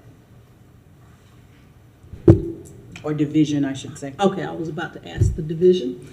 I think maybe about 2 years or so ago, when the commission envisioned the Division of Youth Services, they envisioned it probably being programmed out more than it was actually prepared at that time to program. And so for a couple of years, it has really not moved into the space that I think the department thought that it would be able to move into. They had a new director come on board. Of course, we didn't have a youth services director in place at the time. As you just mentioned, Cherie is new. I'm not sure you're a year yet. Is that right? She's not a year yet. So that programming actually has not been actualized. The department had a vacancy for the recreation lead. They are economizing. They are trying to maximize based on the fact that we're rolling back in terms of services. This will be discussed more at our budget meeting coming up before the commission in terms of how the Parks Department has reorganized to address shortfalls. And of course, the commission will have the opportunity to weigh in again, based on some of the recommendations that are coming out of our budget meetings. But at this point in time, we're moving the Youth Services Division into the programming around the recreation position that is in the Parks Department. The department will continue with programming, but economized. Okay, all right, thank you very much. I remember when the division came on and youth services was something that I was really excited about, and still I remain excited about it. To be really, really candid, I was hoping, certainly I did not, and probably no one foresaw that we would be where we are and having to make the hard decisions that we're having to make in terms of our budget right now. But what I was really hoping we might be able to do was afford at least one position in that division that could address the prevention of gun violence and how we use recreation to do that. And I'm still gonna hold out hope for that. I'm still gonna fight and lobby for that. Sure. So, did you wanna say something? Just in terms of our ability to do that with a focus on gun violence, we're doing it with some ARPA funding. I know. And you'll hear more about that when they talk about the One Nation, One Project. Nation, One Project. So you'll hear a little bit about it. It's not sustained because ARPA funding is not a sustained funding source. But we will have some focus in that area over the next couple of years. And you'll hear a little bit more about it when they talk about that project. For sure. Thank you. Thank you, Madam Curry. Did we have any comments from the dais?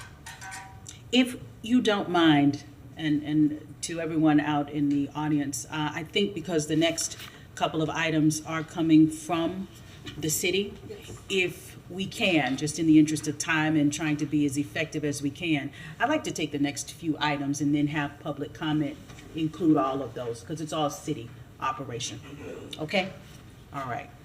So up next, we have Parks, Recreation, and Cultural Affairs Youth Summer Programming Update.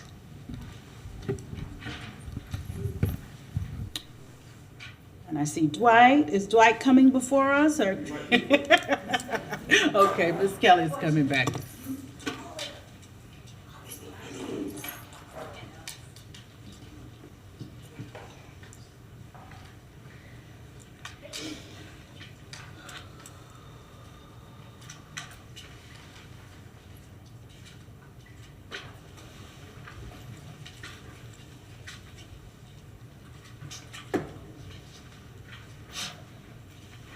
Thank you.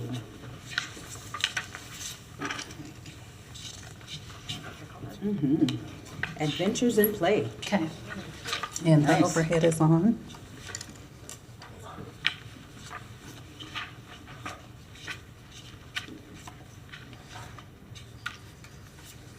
All right, so what you have in front of you is a handout from our Recreation Division, well, Youth Services and Recreation Division, as we're now calling it, working on the rebranding on that. But I'm excited about this. I love working with youth in our summer, and we have some amazing programs. So what you'll see up first is our Adventures in Play Summer Camp, and that is for elementary age kids. It does operate June 5th through July the 28th. From 7 a.m. to 6 p.m., so pretty extensive hours each day. And that's for our elementary age kids. That serves grades 1st through 5th.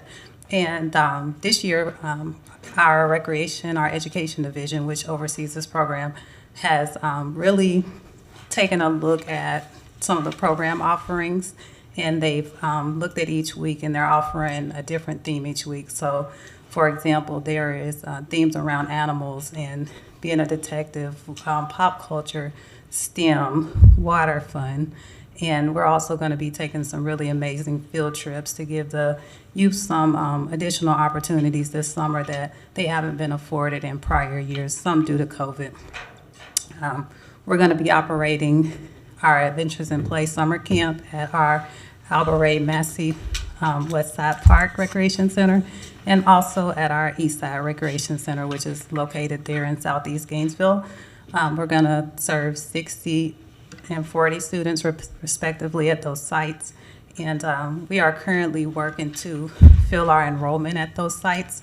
Our Alberay Massey site is currently almost at capacity, and with our East Side Recreation Center, we're really working as a team to do some targeted outreach and really get out into the community and really change the way that we're engaging the community in that way, such as partnering with the Gainesville Housing Authority and looking at homes who have kids in that specific target age and actually going to those homes and handing out the applications and scholarship applications as well.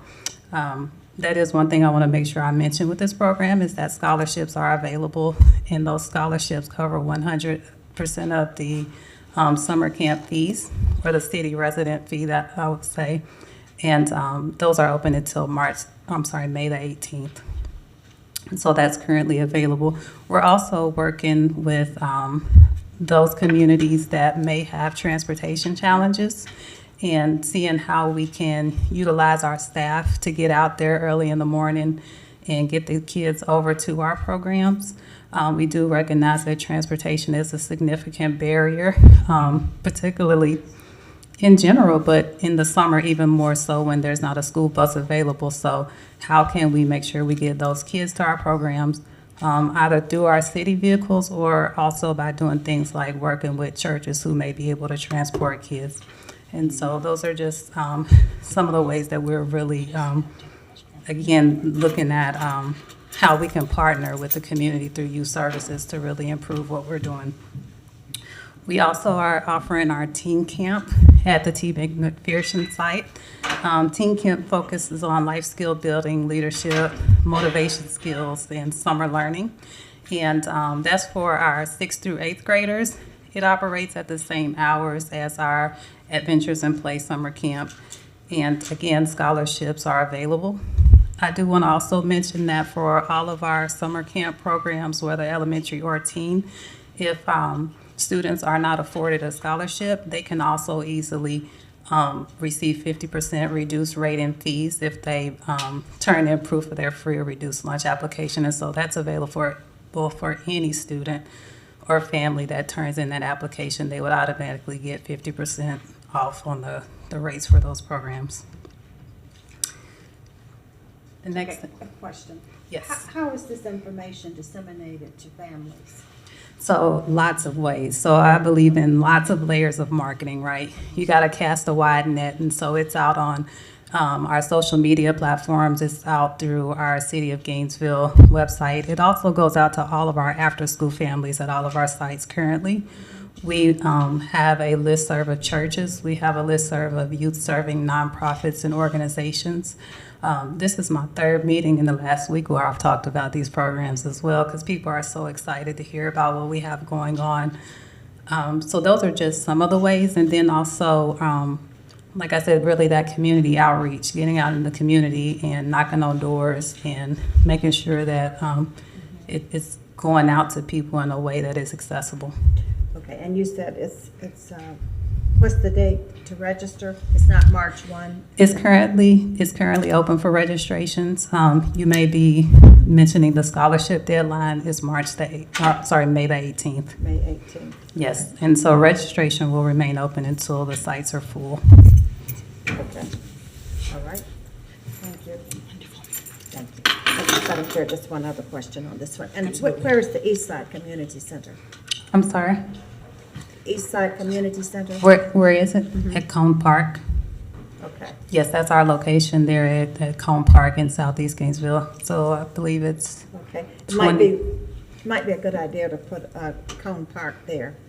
A dash in Cone Park. Okay, thank you for that. I wouldn't want it confused with the East Side Health Center.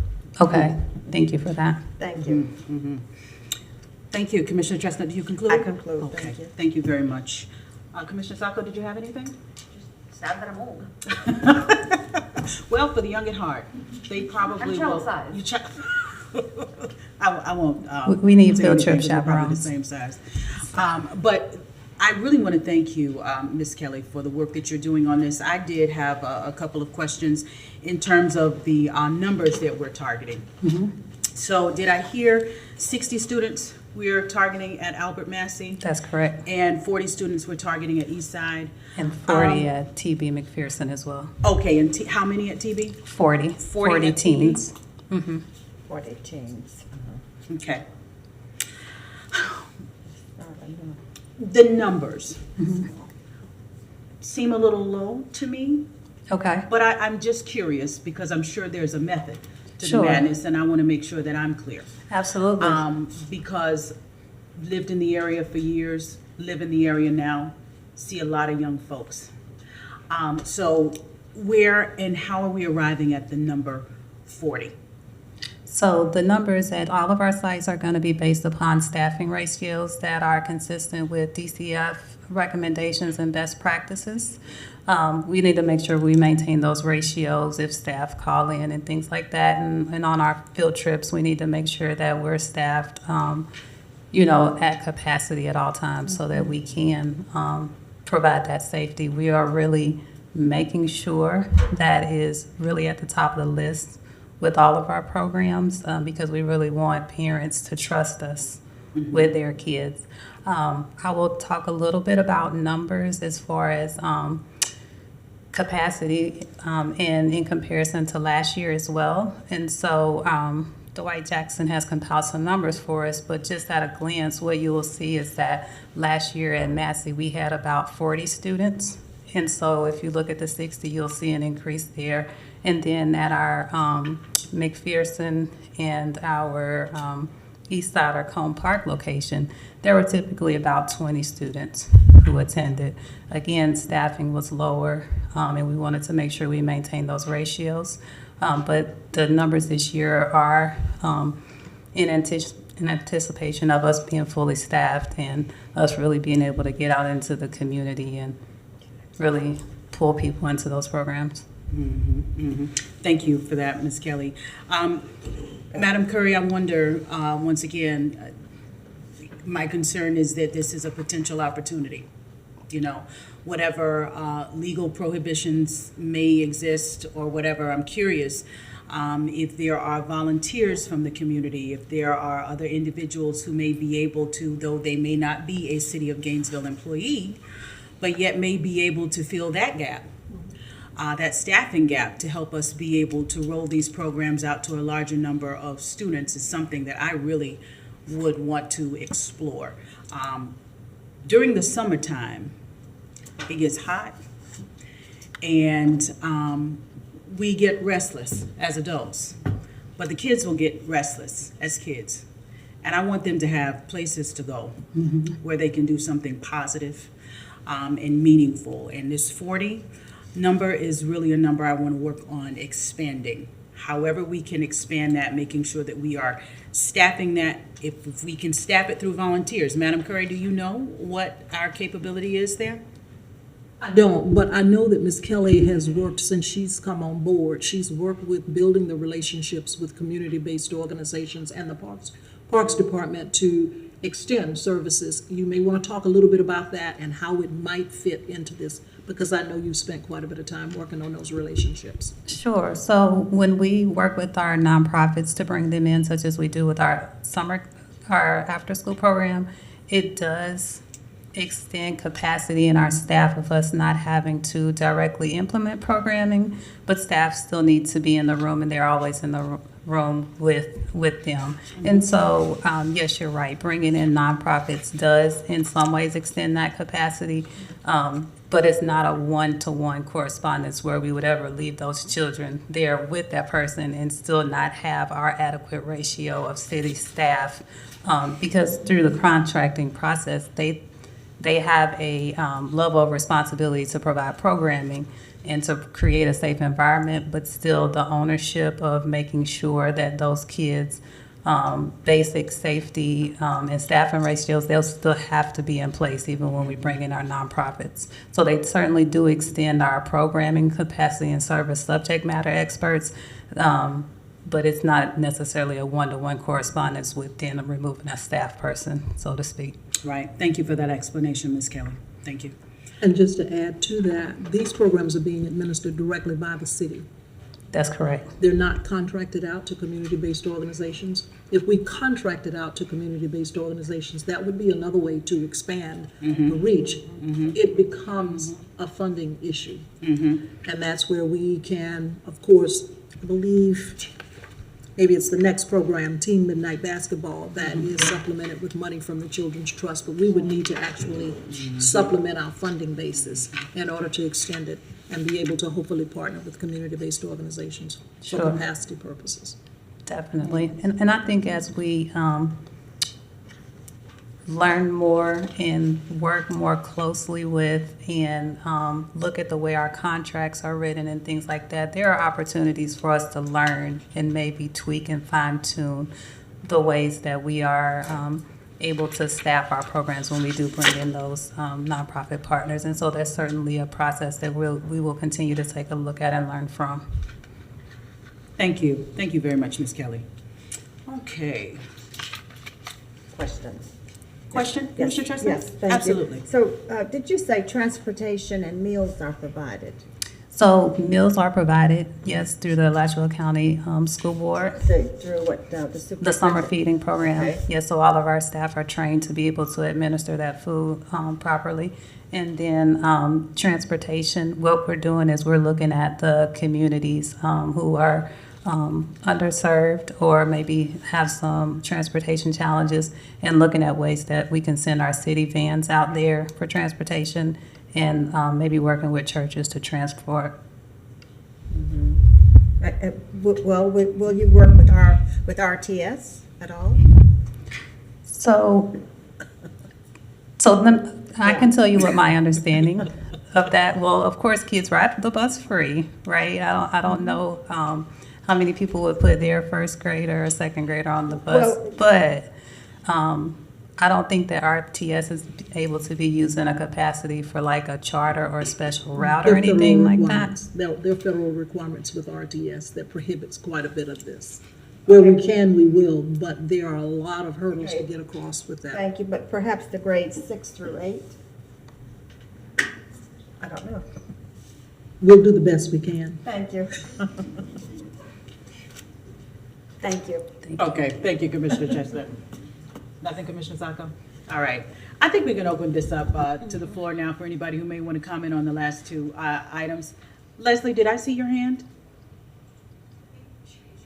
I do. Oh, you do? I'm so I'm sorry. sorry. I'm so sorry. I'm sorry. We have a lot of programs with our division. I didn't mean to cut you off. I took no, one little break and then decided to end your No, that's presentation. okay. I apologize. I need the overhead. Thank you.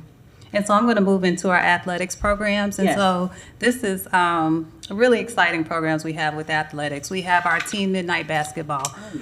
One of the hot topics that everybody talks about is how do we keep kids engaged during those peak summertime hours, right? That's not 11 a.m. It's not 12. They're rolling up out of bed at 5.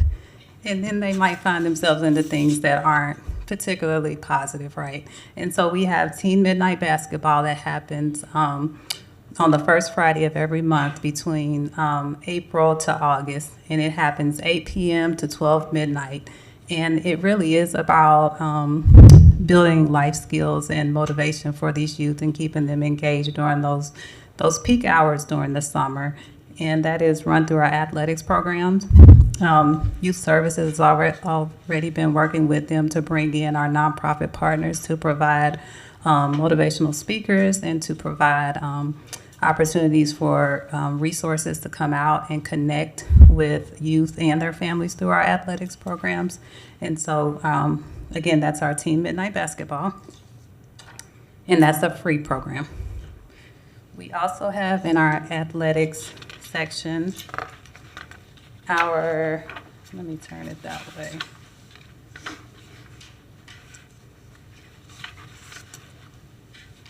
Our summer heat wave program, which is also a program that operates in the evening hours throughout the summer.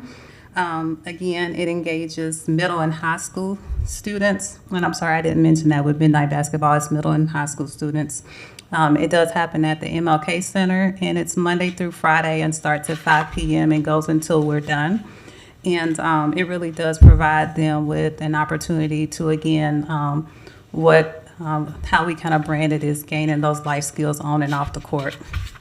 And so being able to come in and hear a motivational speech, play some basketball, get some food, and be somewhere safe Monday through Friday, 5 p.m., until is really an amazing opportunity for our middle and high school students. We usually have about 100 kids there each night through our Heat Wave program. And again, that is a program that is free to the community.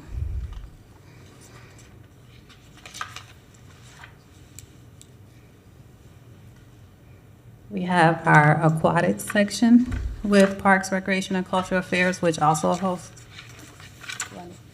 the summer camp. And this is for kids that are 11 through 14 years old, and that is there at the Cherry Pool over at Albert Ray Massey Park. And this year we hope to engage around 18 kids in that program. And the really cool thing about this is it's our junior lifeguard program. And of course, it certainly does prepare kids around water safety and junior lifeguard skills, but it really is also an opportunity to be exposed to different opportunities that could lead into careers related to aquatics, such as being part of a water safety or a search and seizure team, and things like that. And so it's a really cool experience through our aquatics program. And then I have one more.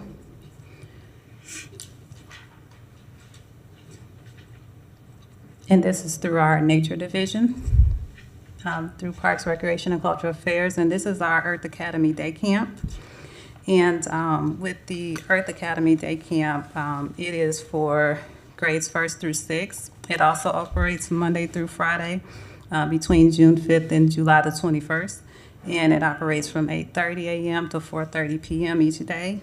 It's there at Morningside Nature Center, which is just a little bit down University beyond Cone Park. And we have about 20 campers per week in that program. Scholarships are available for that program as well. And then for our middle schoolers, our nature division also offers the Junior Naturalist program, which is essentially a career exploration program where students who are 7th grade through 12th grade can come out and volunteer with us, and they basically learn how to get some, basic job skills, how to run a nature program, how to facilitate programs in that way. And so we have 2 junior naturalists per week come out and help us with our programs. And I will also say with our nature division, a couple of things that they're doing in relation to youth services is that they are working with some of our nonprofits to build exposure trip experiences through the summer. So for example, they're working with the Mirror Image Leadership Academy, which engages primarily African American minority males, grades 7th through 9th, in leadership and character building programs. And so our nature program is working with them to build field trips for them. And they're also working with the I Got Your Back youth mentoring program to bring them out for field trips as well. So just, again, a couple of ways that we are partnering with our nonprofits and helping them build their support and capacity. Any questions? Thank you, Ms. Kelly. I did have a question, and it's probably been answered technically, but I see our aquatics programs and what's going to be happening over at the Cherry Pool. So does this mean that nothing will be happening at the Mickle Pool during the summer? I believe we do swim lessons. We have our swim lessons still. Okay, so swimming lessons will continue at that pool, also at the Northeast Pool? Okay, all right, so this is just an addition. Is this is new? I was providing art-specific children's programming. Got you, okay. Yeah. Thank you very much. Thank you, Ms. Kelly. Okay. Any more questions from the dais? Okay, thank you very much. Greatly appreciate it.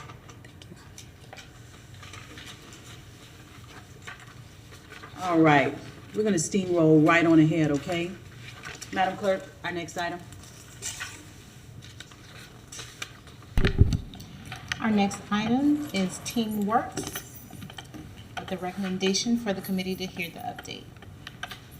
All right, welcome, Ms. Carter. Good afternoon, Commissioners. Yvette Carter, Director of Government Affairs and Community Relations for the City of Gainesville. And in the spirit of brevity and not to repeat things, you heard a lot about the TeensWork program already from a few of the previous speakers. I am proud to announce that the City of Gainesville, through the City Manager's Office, is coordinating to have work sites, and several of our departments will be taking on the youth that will be participating in the TeensWork program. We don't have the final numbers yet. Through this week, our different departments are sending in actual job descriptions so that we, our HR department, Ms. LaShondra Coley-Hale from the City Manager's Office will be working together to go through the youth's applications and resumes. I'm putting that in air quotes because that's part of the TeensWork training, to really pair the youth with the jobs that best suit and best fit the department needs. So our departments are sending in several jobs descriptions so that we can match the youth that we will have and the number of youth in each department. So while I don't have all of those final numbers now, through this week we're collecting those. And we are very proud as a city to have had one of the highest number of youth employed again in air quotes because Children's Trust pays that funding. But with us last summer, we had a little north of 30 kids that began with us last summer. So we hope to mirror those numbers. We don't have those final in, but just know that the departments and divisions within the city will be participating fully in TeensWork this summer. Thank you very much, Ms. Carter. Commissioner Sacco. Thank you, Madam Chair. Thank you, Ms. Carter. And I remember seeing some of the children last summer, which made me so happy, and then I never saw them again, which made me very sad, because I knew they were somewhere. They were being hidden across the city. I just never saw them, and that's probably good. They were working. They weren't being distracted. But I would ask, just as a favor, that you let us know, the whole commission, just at least to meet them, because I only saw them briefly because I came in very early one day. I think it was a group that was working with sustainable development, so, I love them. But I to at least introduce ourselves and get to see that it's one of the few joys we have with the job. Absolutely. I know that last year was our very first year. We are working to add a little more depth and breadth to the program, and so as we continue year after year, we'll learn more. We're taking copious notes for everything, so I know she's writing. She's good. I see Miss Coley-Hale is writing that down, so. But yeah, meeting them for 5 minutes that would shouldn't be be a a joy. heavy lift. That should not be a heavy lift with the permission of the city manager. Thank you, ma'am. Thank you. Absolutely. Thank you for that, Commissioner Sacco. I am really, really excited about this. Can you tell us, Ms. Carter, just give us an example of a few of the departments that we brought young employees into last year? Sure. Several of the departments brought youth in last year. The one that I will highlight the highest is because they had the largest amount of students won, and the youth started and ended the program. We had a little bit of attrition, just like real life, right? Just like in any job. But the Department of Sustainability, I don't know. Sustainable Development, you're right, I apologize. The Department of Sustainable Development, I believe had around 6 kids in their unit, and they were there from the beginning to the end. Also, John Alexander had a few youth in juvenile justice and community support programs. We had youth dispersed throughout some of our GRU departments. I don't have the full list. Those are the ones that are coming to mind now. Right. This year, at least on the general government side of the house, we have secured some yeses from fire rescue, sustainable development again. GPD will have some risk management, which is new for us this year and pretty exciting. Our climate office will have some in GCRA. Wonderful. Thank you so much for that. I hope that the young people are as excited about this as I am, because I've always said not only is it giving them the opportunity to work, but hopefully it's giving them an opportunity to experience the city. Mm-hmm. And perhaps their appetites would be whetted and they'll say at some point, you know, I want to work for the city of Gainesville. That wonderful, fabulous, amazing, outstanding organization. And I mean that, okay? But thank you very much. Ms. Carter? welcome. One last question. Yeah, Sorry, sure. I should have asked earlier, but I guess it just slipped my mind. As far as summers or just camps with GRUs, does GRU still do their, I think it was middle school camp? So GRU has a spring break camp that we put on pause during COVID. And what we have been doing over the last 2 years is partnering with Parks, Rec, and Cultural Affairs to have a day through the summer camp. Okay. We also do a day with the Greater Duval Neighborhood Association, their summer sling program. But prior to COVID, we did have a week-long immersion into the utility where the youth had to give up their summer, their spring break, excuse me, not their entire summer, their spring break, but in turn, they would learn about many, if not all, of the positions within the utility. Thank you, and I'm glad to know that, I'm happy to know that they're still incorporated somehow because as Madam Chair just said, they get to know some stuff, and I think Manager Cunningham once told me that you'd have like 12-year-olds telling their parents how to read their bills. Like, actually, it's this, which I'm sure was not helpful for the 12-year-old. We found that if you train them early, they won't have light bills, they'll have utility bills. Yeah, so it's an all-immersive, especially for a city like us that has so many different services and departments. That whole immersion to really kind of show them how intermixed things are. Nothing's really in a silo. If you want to do one thing, it's like, oh no, that's like 6 departments have to be involved now. And so I'm really excited of us being part of that coordination to pass on that knowledge and citizenship, I guess. So I look forward to seeing the children. Thank you. Absolutely, absolutely. And thank you, Commissioner Sacco, for saying that. I'd love to see them as well. Thank you very much. Any more questions from the dais? Comments? All right. Thank you so much, Ms. Carter. Welcome. And thank you for the work in advance that we're going to do with the youth this summer. Thank you. All right. Madam Clerk, our next item. All right, our next item is 2023-432, One Nation, One Project update, with the recommendation for the committee to hear the update. You're back. Yes, this is really just me being able to introduce 2 of the city's rock stars, one of whom you've already heard from. But let me just start by saying One Nation, One Project is not anything new to you on the dais. Thank you, Commissioner Duncan Walker, because of your truly advocacy of this program. The city did donate They did have a significant amount of funds through our ARPA funds, 2%, in fact, donated to this program or dedicated to this program. Excuse me if I keep saying donate. I deal with nonprofits all day. So excuse me, I meant to say dedicated. And the city of Gainesville, as you remember, is a cohort of 9 in the first cohort for this first ever program that was initiated by the National League of Cities. And so really, One Nation, One Project is truly about improving community health and resilience through the arts. And so here at the city, we dedicated that funds to really address gun violence, centering our youth.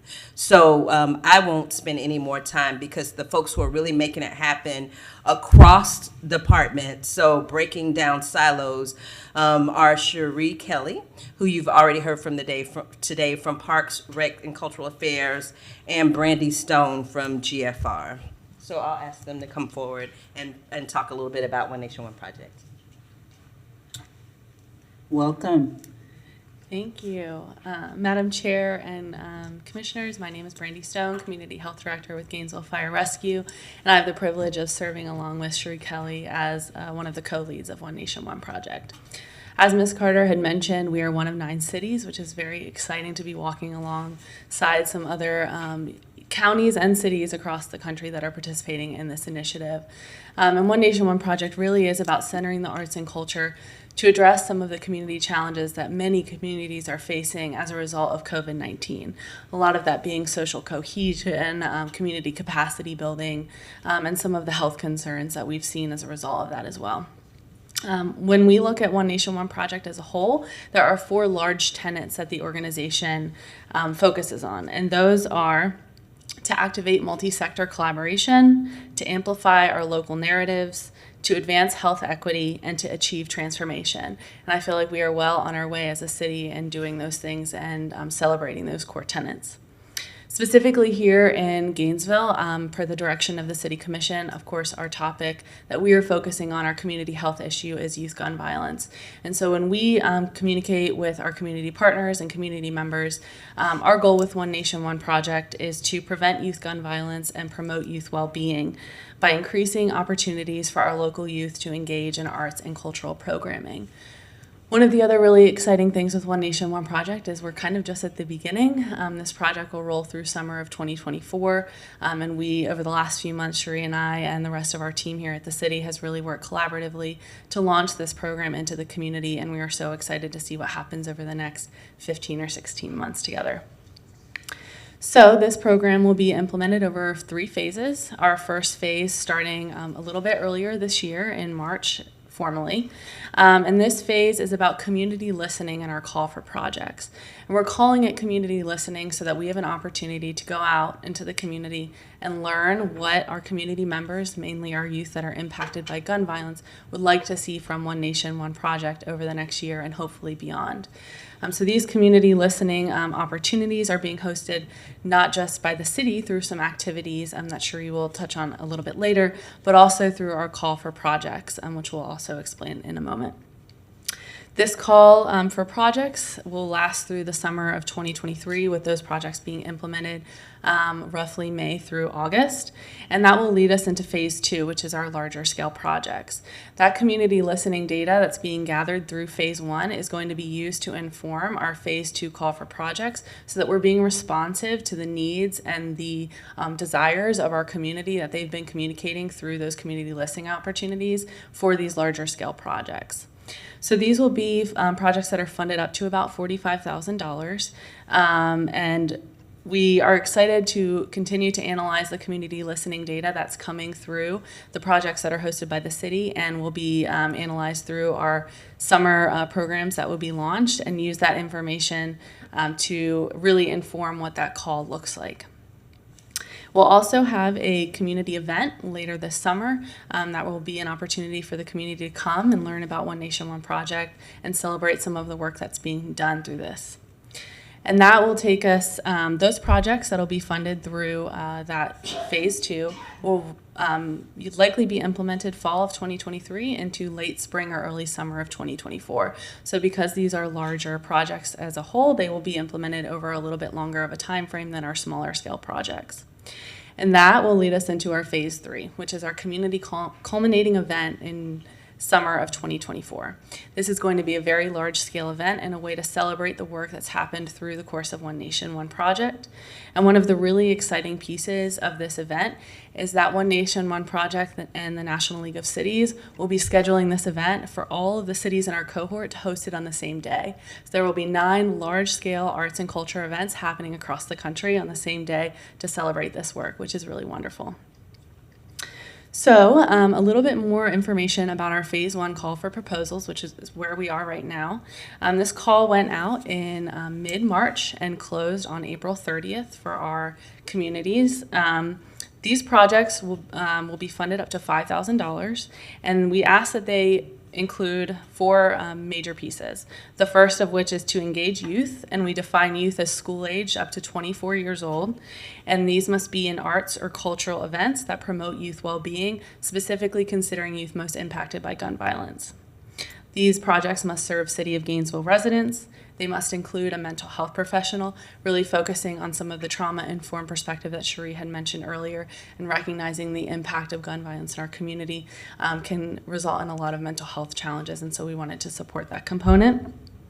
And also these projects must provide an opportunity for us to collect that community listening data, whether that is up for a creative opportunity to see how they want to collect that data, but we do have those 5 questions that we are asking of our community to better inform the later phases of the project. And I am going to now turn it over to Cherie to talk a little bit about our proposals.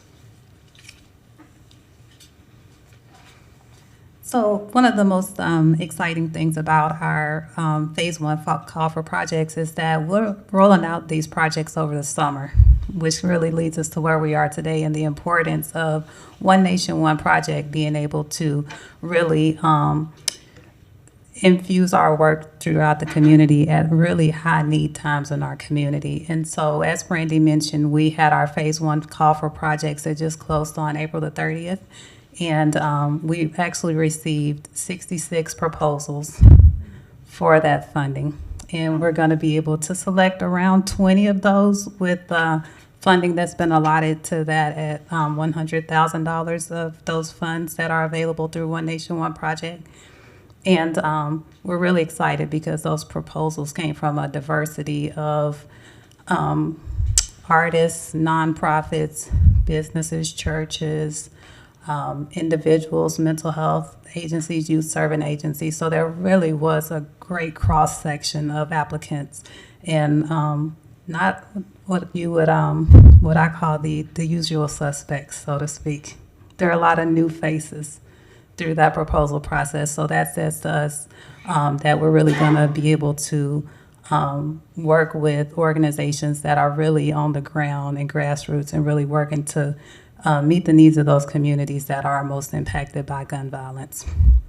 And so again, we'll be able to roll that out in the next few weeks as far as the awards that will go out to those 20 projects. And the implementation timeframe for them to implement their projects will be between May and August, so right there during the summertime when youth need us the most. We'll also be hosting our Summer 2023 production that will be led by our artistic director, Marion Caffey, where he again will be using what we've learned so far with our community listening projects and pulling together a Summer 2023 smaller scale culminating event to address youth, the arts, mental health, and gun violence. We also have some other city-led upcoming events. We have the Never Had a Friend play. I want to say, as led by the charge of our city manager, Curry. She was so excited when she saw that play back in February that she said we have to engage our Alachua County public high school students in this. And so on May the 24th, we're going to be hosting the play again for 4 of our Alachua County high schools. So that'll be Eastside, Lofton, GHS, and Buchholz. And we're going to also invite out yourselves. We're going to invite city staff, the other youth serving agencies, because as I mentioned before, this is really a transformative experience for people. And so to be able to not only engage a large number of youth, but also people who work with our youth and make the decisions for our youth on a day-to-day basis could be really powerful. We also are working with the Mirror Image Leadership Academy to host an art-based program with them. Mirror Image serves 7th through 9th grade boys, mostly who go to Lincoln Middle School. And they really focus on leadership in a variety of ways with them. But through One Nation, One Project, we're going to be facilitating an art-based project with them to help inform us on gun violence as it specifically relates to the school, and using artistic expression to tell a solution-based story. And we're hoping to engage some of our school board members and school leaders in that and be able to create an art display to highlight their work and develop some solutions around some of the issues that we're having with our schools. And then we're also working with a local studio here in Gainesville to do a mural project with youth. That will probably be toward the latter part of the summer because we want our paint to dry. But that's also one of the things that we've learned from One Nation, One Project is that youth love murals. And so again, we want to be responsive to what we're hearing from our youth and engage them in a way that they want to be engaged. And that's our update for One Nation, One Project. Wonderful. Thank you, Ms. Kelly. I am really excited about One Nation, One Project. As you articulated a little bit earlier in your comments, it was something that I got behind because I realized the power of the arts. I won't tell my story. I will spare my colleagues once again from talking about my love of the arts, not just as a performer myself, but as someone who has watched the power to change lives. So I'm really, really excited about this. I'm grateful that we have taken up the issue of youth gun violence and that we're using this project to push that issue forward. I am interested, and I know, Ms. Kelly, we may not know right now, but where are we thinking about this mural going? Will this be a temporary mural installation? Will it be permanent? What is the mural and where? So there is a new dance studio that is just opened up on Northeast 16th Avenue, just sort of across from Tom Petty Park. It was an old, I can't remember what she said it was, gym. It was an old gym. And so it's right there, again, in Northeast Gainesville. And the owner approached us about using space. And anyhow, we got in some conversations with her about how can we beautify the space and then turn it into a youth engagement opportunity. So, Is it on 16th Avenue or down in the neighborhood? I think it's just maybe a little bit beyond, like where that shopping plaza is. It's like a day grooming, dog grooming place and things like that. I believe you kind of turn down that side street and it's right there. And yes, it's a permanent mural. I didn't hear the last thing you said, Ms. Kelly. It's a what? Permanent. Oh, okay, permanent. Mm-hmm. Okay. Are we married to the space? I'm gonna bring Brandy up. This is her pet project. I think we'd be open to any sort of collaboration if there's other community entities that are wanting to do murals. It's, as Cherie had mentioned, in our first few community listening opportunities that we had with our youth, murals and spray painting were the first two things that we heard in terms of forms of art that they were liking in our community. And so in order to be responsive to that, I think we'd be open to any opportunities to explore that and provide opportunities for them to participate. Got you. Thank you very much for saying that. The only reason that I asked, and I am so grateful for whoever it is, the community member that stepped forward to volunteer their walls and their space. My concern right off the top was that I think all of us up here were like, where is that? And for this, in my mind, to be powerful and impactful, I would hope that, and perhaps there's more than one mural, not trying to give you more work. I see Ms. Curry in my peripheral vision. Her head popped up when I said that, but that's okay. I'm envisioning something that is very public, something that is very visible and accessible. So I'm certainly not saying I don't want to see it here, but I am wondering what it would be like for us to explore spaces that are a little more central and visible, probably some more heavily traveled streets, so that it is a constant reminder to all of us. Also so that the youth who participate, their work, their energy, their time can be something that a lot of people who travel every day get a chance to see. I'm really curious what that might look like if we entertain some additional spaces. Like I said, perhaps the opportunity exists to do more than one mural. Colleagues, any ideas, any suggestions? It's okay. For me, it's a fine balance between the workload they can handle while also supervising youth, which, remember they like to say, the bigger the kid, the bigger the problem. She says that to me still. It's a lot of supervisory work, and it sounds like there might be different sites and different timelines happening concurrently. So if they can, great. If they can but need some further assistance, let us know, I think is our usual go-to. And if they can't, be honest. Like if you are limited and you're like, this is the hard limit, let us know.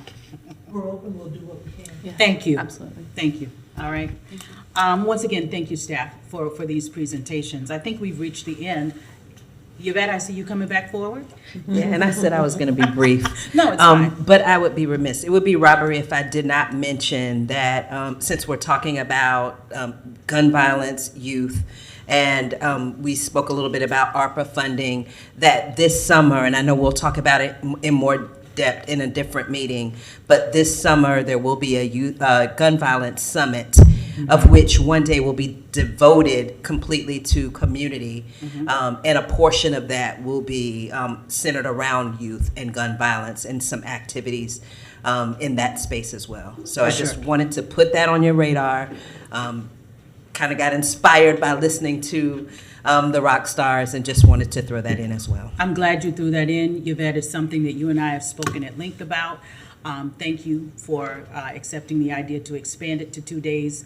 And as I mentioned to Madam Curry last week, I certainly hope this is something that we can probably make an annual event, because unfortunately we won't solve it at that one conference. But there will always be a need to convene and give the community an opportunity to share their ideas, concerns, testimonies, and stories. So thank you. Thank you for bringing that back. Thank you. I will say that Manager Curry has given us the charge to start with something that's small and manageable this year, but something that is scalable.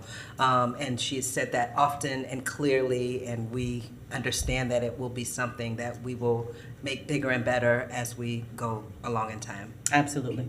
Thank you very much, Ms. Carter. All right. Seeing no more staff stepping forward. I'd like to take the opportunity now to open up the floor to speak to the last couple of items. Feel free. We wanted to just kind of be expedient, allowing staff to come forward and give their presentations. All of them were kind of department, if you will, oriented, so that's why I tried to consolidate as best we can. Is there anyone from the public who would like now to come forward and speak to the last couple of items, which were One Nation, One Project, TeensWork, and the Cultural Affairs Youth Summer Programming Update? I'm Donald Shepherd, People's Representative. Speak to the last two items first. Thank you so very much. Okay, thank you very much, Mr. Blunt. Thank you for allowing Mr. Shepherd to speak. Thank you. And thank you, Mr. Blunt. This has been a vision of mine since I started coming to the city meetings. It's been a vision as far as having these parks and having multiple areas for these kids to go to, multiple events. These are visions I've been trying to get with the city commissioners and the mayors to take and bring these visions out so that we can make it happen. A vision of mine, one step over the University Avenue, a platform, a bridge, mind you, to go over that street to take and have a safer commute for our students and our city representatives, our city people. This here is a vision I've been trying to get for the interactive for years now, and I have many more visions, but I can't take and bring them out here if I don't get appointments with the commissioners or mayors to take and make them happen so that y'all can make them happen. You know, the work works like a stone rolling down the creek. I brought this up in my daughter's wedding, that when you go through life, you're going through life like a stone that rolls down the creek or rolls down the river. These are all happenings within us, but until we are able to bring them out, they're just one big rock that we have no power to move. And all things happen under God. And so let's get our heads together, and as we have today, and make these things happen as we move forward. Thank you. And Thank you. Blunt is another visionist that has been bringing things to the city commission and hasn't been heard enough to take and make these things after the school or to teach people about the African American history. Hasn't happened. How can we make this happen? Visions, these are the sky. Thank you. Thank you so much, Mr. Shepherd. Thank you. Mr. Collie Blunt. Thank you. I'm so concerned about our young folks in Gainesville this summer. I was at the meeting at Reichert House a few evenings ago, and it seemed like a sudden shock for the parents there at how programs coming through there are about to be shut down. It seems abrupt. It seems as abrupt as JLAC's approach to y'all. So I realize the city has had to make some sudden economic adjustments, but it's strange where the cuts are happening first. I know in the private sector, it's last hired, first fired, but Reichert House is a long-standing program with documented success.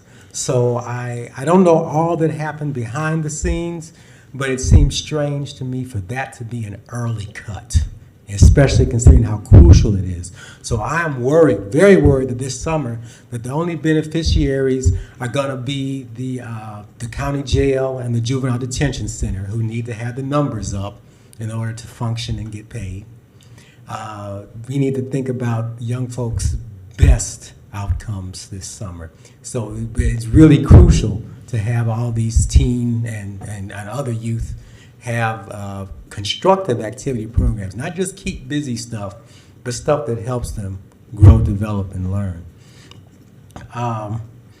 As to gun violence, you know, when I see one young black person blasting another young black person, I think that's very disordered behavior. And so I go to the Diagnostic and Statistical Manual of Mental Disorders, and where I find the list that matches most closely is amnestic disorders. That is, people who do not know who they are, manifest dissociative behavior, self-destruction, lack of focus, inability to cope with objective material. All the symptoms under amnesia are what we see manifest in our young people who are harming each other, because it's easier to harm the one next to you than to harm yourself. See, they're learning a negative image of blackness from early on. Why is devil's food cake dark? Why is a bad person black-hearted? Why is the crime of extortion called blackmail? All these subtle things we learn from early in life, as well as major media things that show, you know, very negative and destructive behaviors and low values to everything about blackness. And so the only way to correct that is to fill in the gaps. You know, the wonderful culture freedmen built after emancipation was just a substitute for knowing our true, full history from 200,000 years back. Otherwise, Fifth Avenue would still be thriving. Thank you very much, Mr. Blunt. Next speaker, Ms. Danielle. Yes, I'm going to be very brief. But I heard the city manager mention that she was going to do like a wrap up of all the programs and put it out to the community. And I missed the first item, so I don't know how much the Children's Trust talked about all of the programs that were funded, but I'm a very proud member of the Greater Duval Neighborhood Association on the board, and I think we run the best summer program in the city. No offense to anybody, but I love our program. So I just wanted to offer if I could send you the flyer to make sure that that was included, because we just launched our applications on May 1st, and our kids get paid to do the program. I think our highest earning kid last year earned over $700 to spend on school clothes, and our lowest earning kid still earned over $450. So I just wanted to make sure that was included. Thank you very much for that, Danielle. Anyone else from the public? Okay. I would like to take a few moments definitely to respond in just some quick notes that I wrote down, and certainly I would ask that the city manager be able to provide a level of feedback as well for those concerned citizens about Reichert House and where things are. So would you kindly take this moment to respond? Sure, be happy to. Thank you. Relative to Reichert House, it is not strictly a matter of funds. It is a matter of managerial and administrative issues that have been very hard to overcome as we start to prepare for a third review of Reichert House programming. The program is a great program in terms of the end result of helping young men, young boys who may be challenged with issues. We have worked to transition the program that originally actually started on a community-based organizational frame and ended up in the city. The program is a little over $2 million. I think it serves somewhere around 50 young persons. Is that correct, Chief Jones? In terms of the number, I may be approximately right. I'm not trying to hit it on the head, but it's over 2 million for about 50 young people. 1.2 million, 50 students. And it really is not just about the dollars. It is about our inability to really be able to get our arms around issues that have plagued the program from an administrative and managerial angle for some time. I think the program is clearly needed. I think it would work better under a community-based framework. To work within a city or a governmental framework, there are issues that are just, we're not able to get beyond them.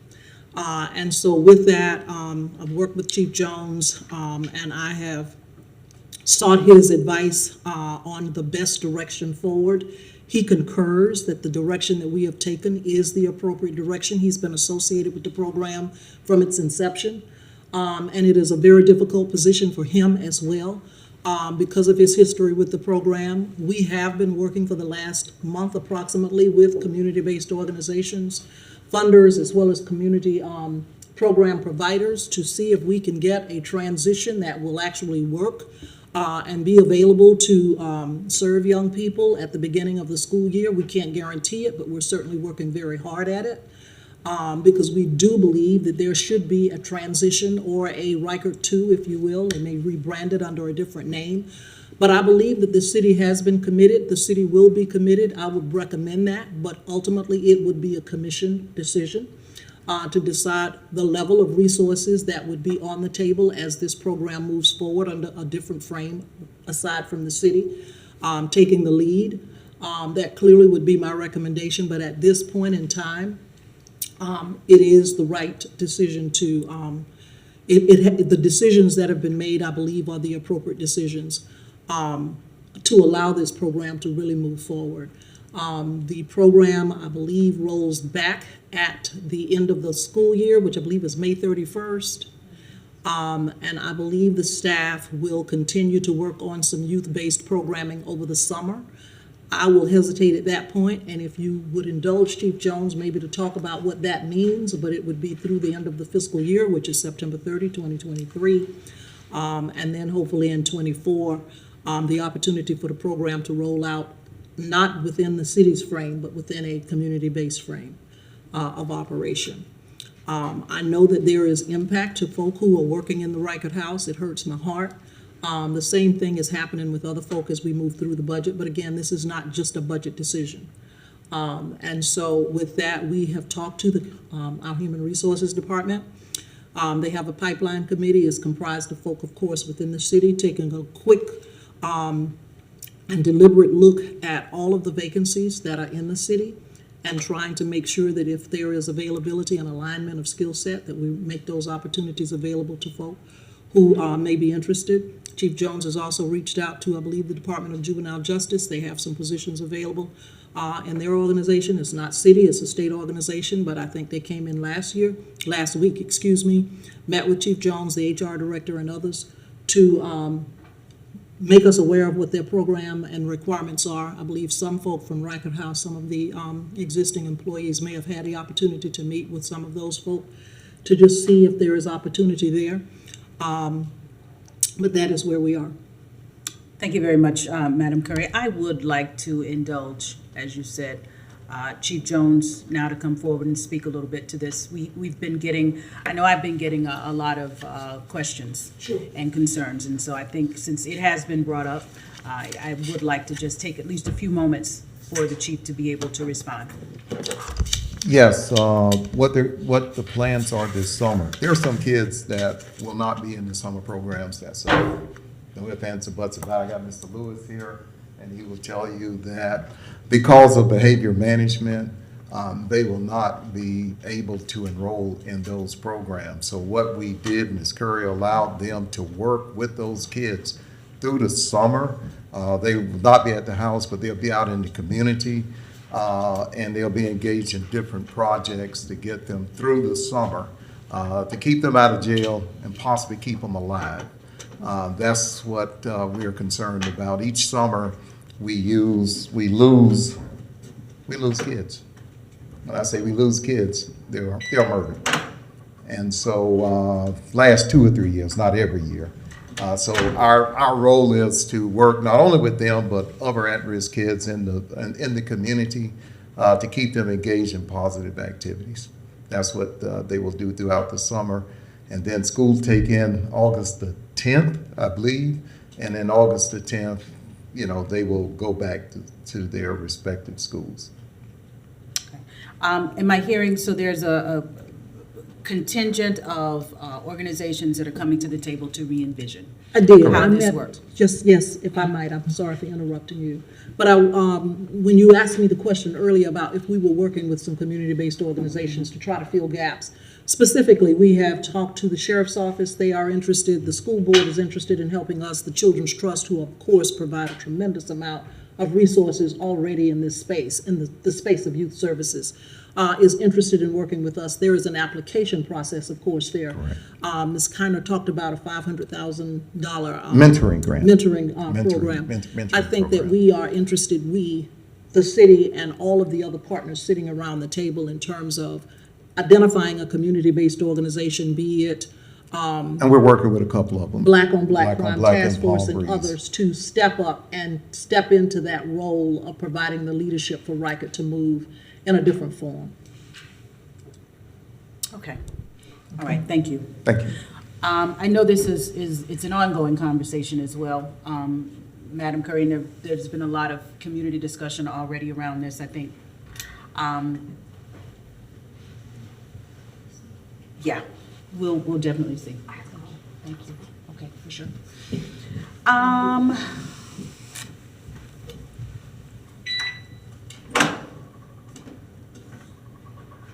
pausing because this is hard. It is very difficult. Yeah.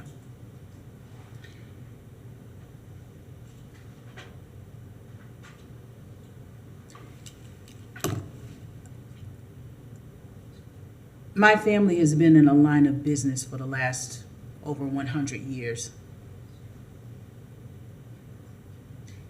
And one of the saddest things that I ever see is when people who I believe before their time come through our doors. And when they are young, it's particularly challenging. And so as we create a pathway forward, for me, it is critical that the right people and the resources be provided so that fewer people before their time come through those doors. One of the scariest things to me is, something that we've just gently touched upon in this meeting today, and it is that during the summertime, those things get amped up. So, needless to say,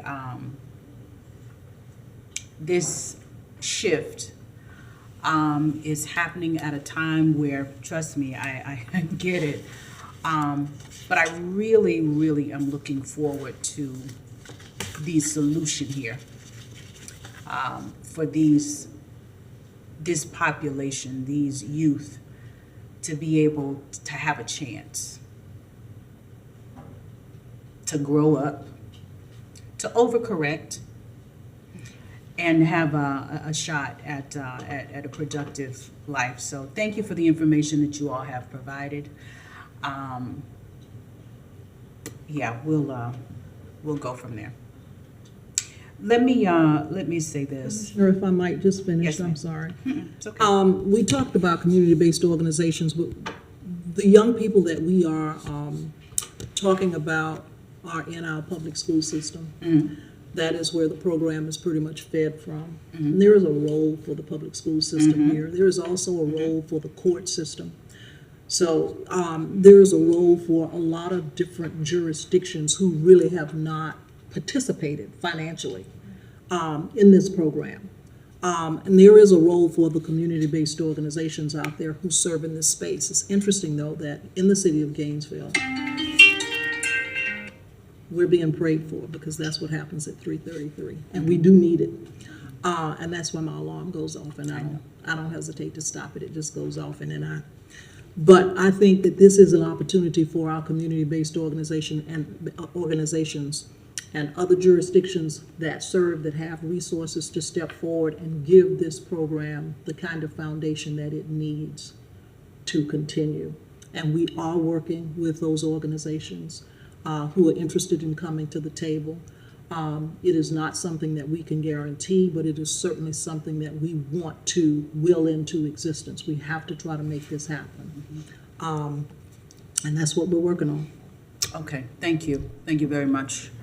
And we are trying to, at the beginning of the year, see that something rolls out. We're trying. Okay. Okay, all right. Thank you very much. At least in the after-school care program. Right. Okay, all right. Thank you very much, Madam Manager. And thank you, everybody who has brought their concern and who has brought their ideas forward. I greatly appreciate that. We had a little bit of a shift in this meeting today. Normally, we have the gun violence listening session at the top, but we shifted it to the bottom today to allow for our guests from the Children's Trust to present, since they had a board meeting. I did want to now take this opportunity to open up the floor to anyone who may be present who wishes to share a testimony or an experience that they have had. This was an item that was put forward by Commissioner Sacco before we began these meetings, that we would take the opportunity at every meeting to hear from someone who has been personally impacted. If there's someone who is present, we open up the floor at this time for you to come forward.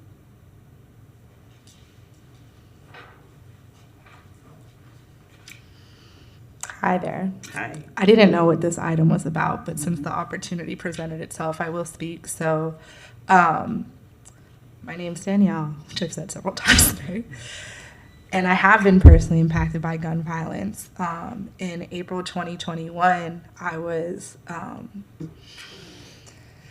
going to help my ex-boyfriend get his probation appointment, and when I went in the house, there was a drive-by shooting that occurred at the house, and my car was totaled actually in a drive-by shooting. But that's not even that's just like something that happened, so now I drive an old crappy car. It's okay. But just a few months later, in June 2021, a teen that I had taken into my home when his mother was arrested in August 2021 and was homeless. He'd lived with me for a few months. I was his guardian. I was on all his paperwork at school. I was on his face sheet. I used to go visit him at JDC when he got in trouble, and had gone back to live in Orlando. He was murdered. It was my friend Desmond sitting across from me that helped with the funeral arrangements, that told me how many times he'd been shot, that told me, did I know where he'd been shot? Maybe I need to come see the body before I decide to do an open casket funeral, because his condition was so deteriorated. And I ultimately decided to not do an open casket funeral because of the location in which he was shot.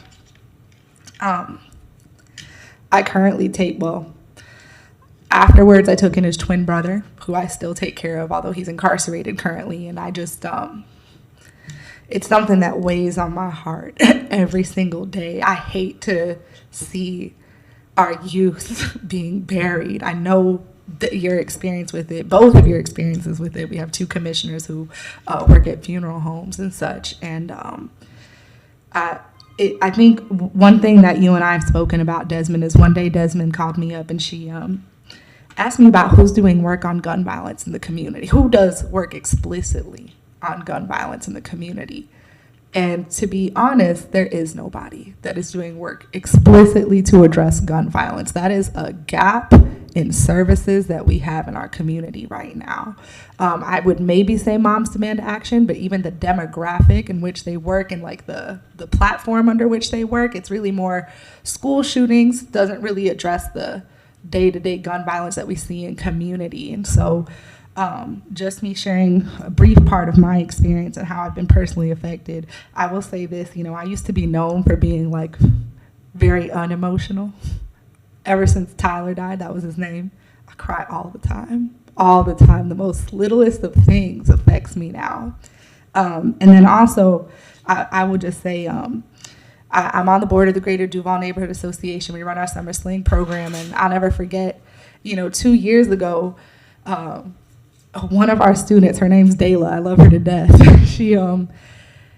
She was showing me something, I think it was her Instagram, and it said like, "Long live Chris." And I asked her, who's Chris? She said, "Oh, that was my boyfriend who died." A 13-year-old whose boyfriend died from gun violence. And that's the experience of our youth. When we sat there, and I believe Desmond speaks to our youth before too, and we asked them what's going on, what are they afraid of? They're afraid of dying. They're afraid of going to their classmates' funerals. And I don't have any answers. This is just me sharing like my emotional part of things. I don't know what's gonna make this better, but I know I'm hurting. I know you're hurting. I know we're all hurting from this. And I'm tired of the funerals. That's not where I wanna be at. I don't wanna be reactive. I wanna be proactive. I don't wanna go to any more funerals. So that's all I'll say about that. Thank you. Thank you, Danielle. Kali. I have to say I'm fortunate. I've only been shot at 3 times in my life that I know of, and they all had bad aim. And I haven't been shot at since 2001. So, but I do want to let people who are listening to this in particular know that there'll be a panel on gun violence June 3rd from 12 to 4 at the Porter's Community Center. And people want information can call 226-2623. Some of you probably recognize that's Faye Williams' phone number. 226-2623 for information on the gun violence panel June 3rd, 12 to 4 at Porter's Community Center. Thank you for mentioning that, Kali. I was going to mention that as well. I sat on the last one. I believe that was last month, and it was a very interesting conversation. So hopefully folks will come out. Thank you too, Danielle, for your testimony. I don't think there's a person in this room that has not been impacted in some way, whether it was directly or indirectly. It's the reason that we take a few moments in each meeting to acknowledge that. The next meeting that this committee has will address specifically the issue of gun violence.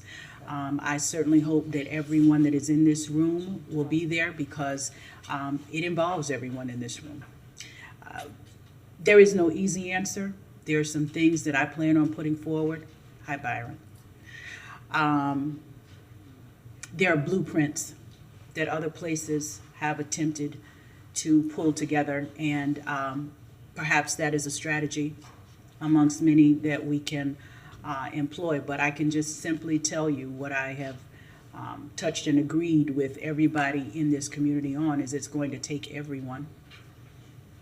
It's going to take current Reichert House employees, future Reichert House employees. It's going to take citizens.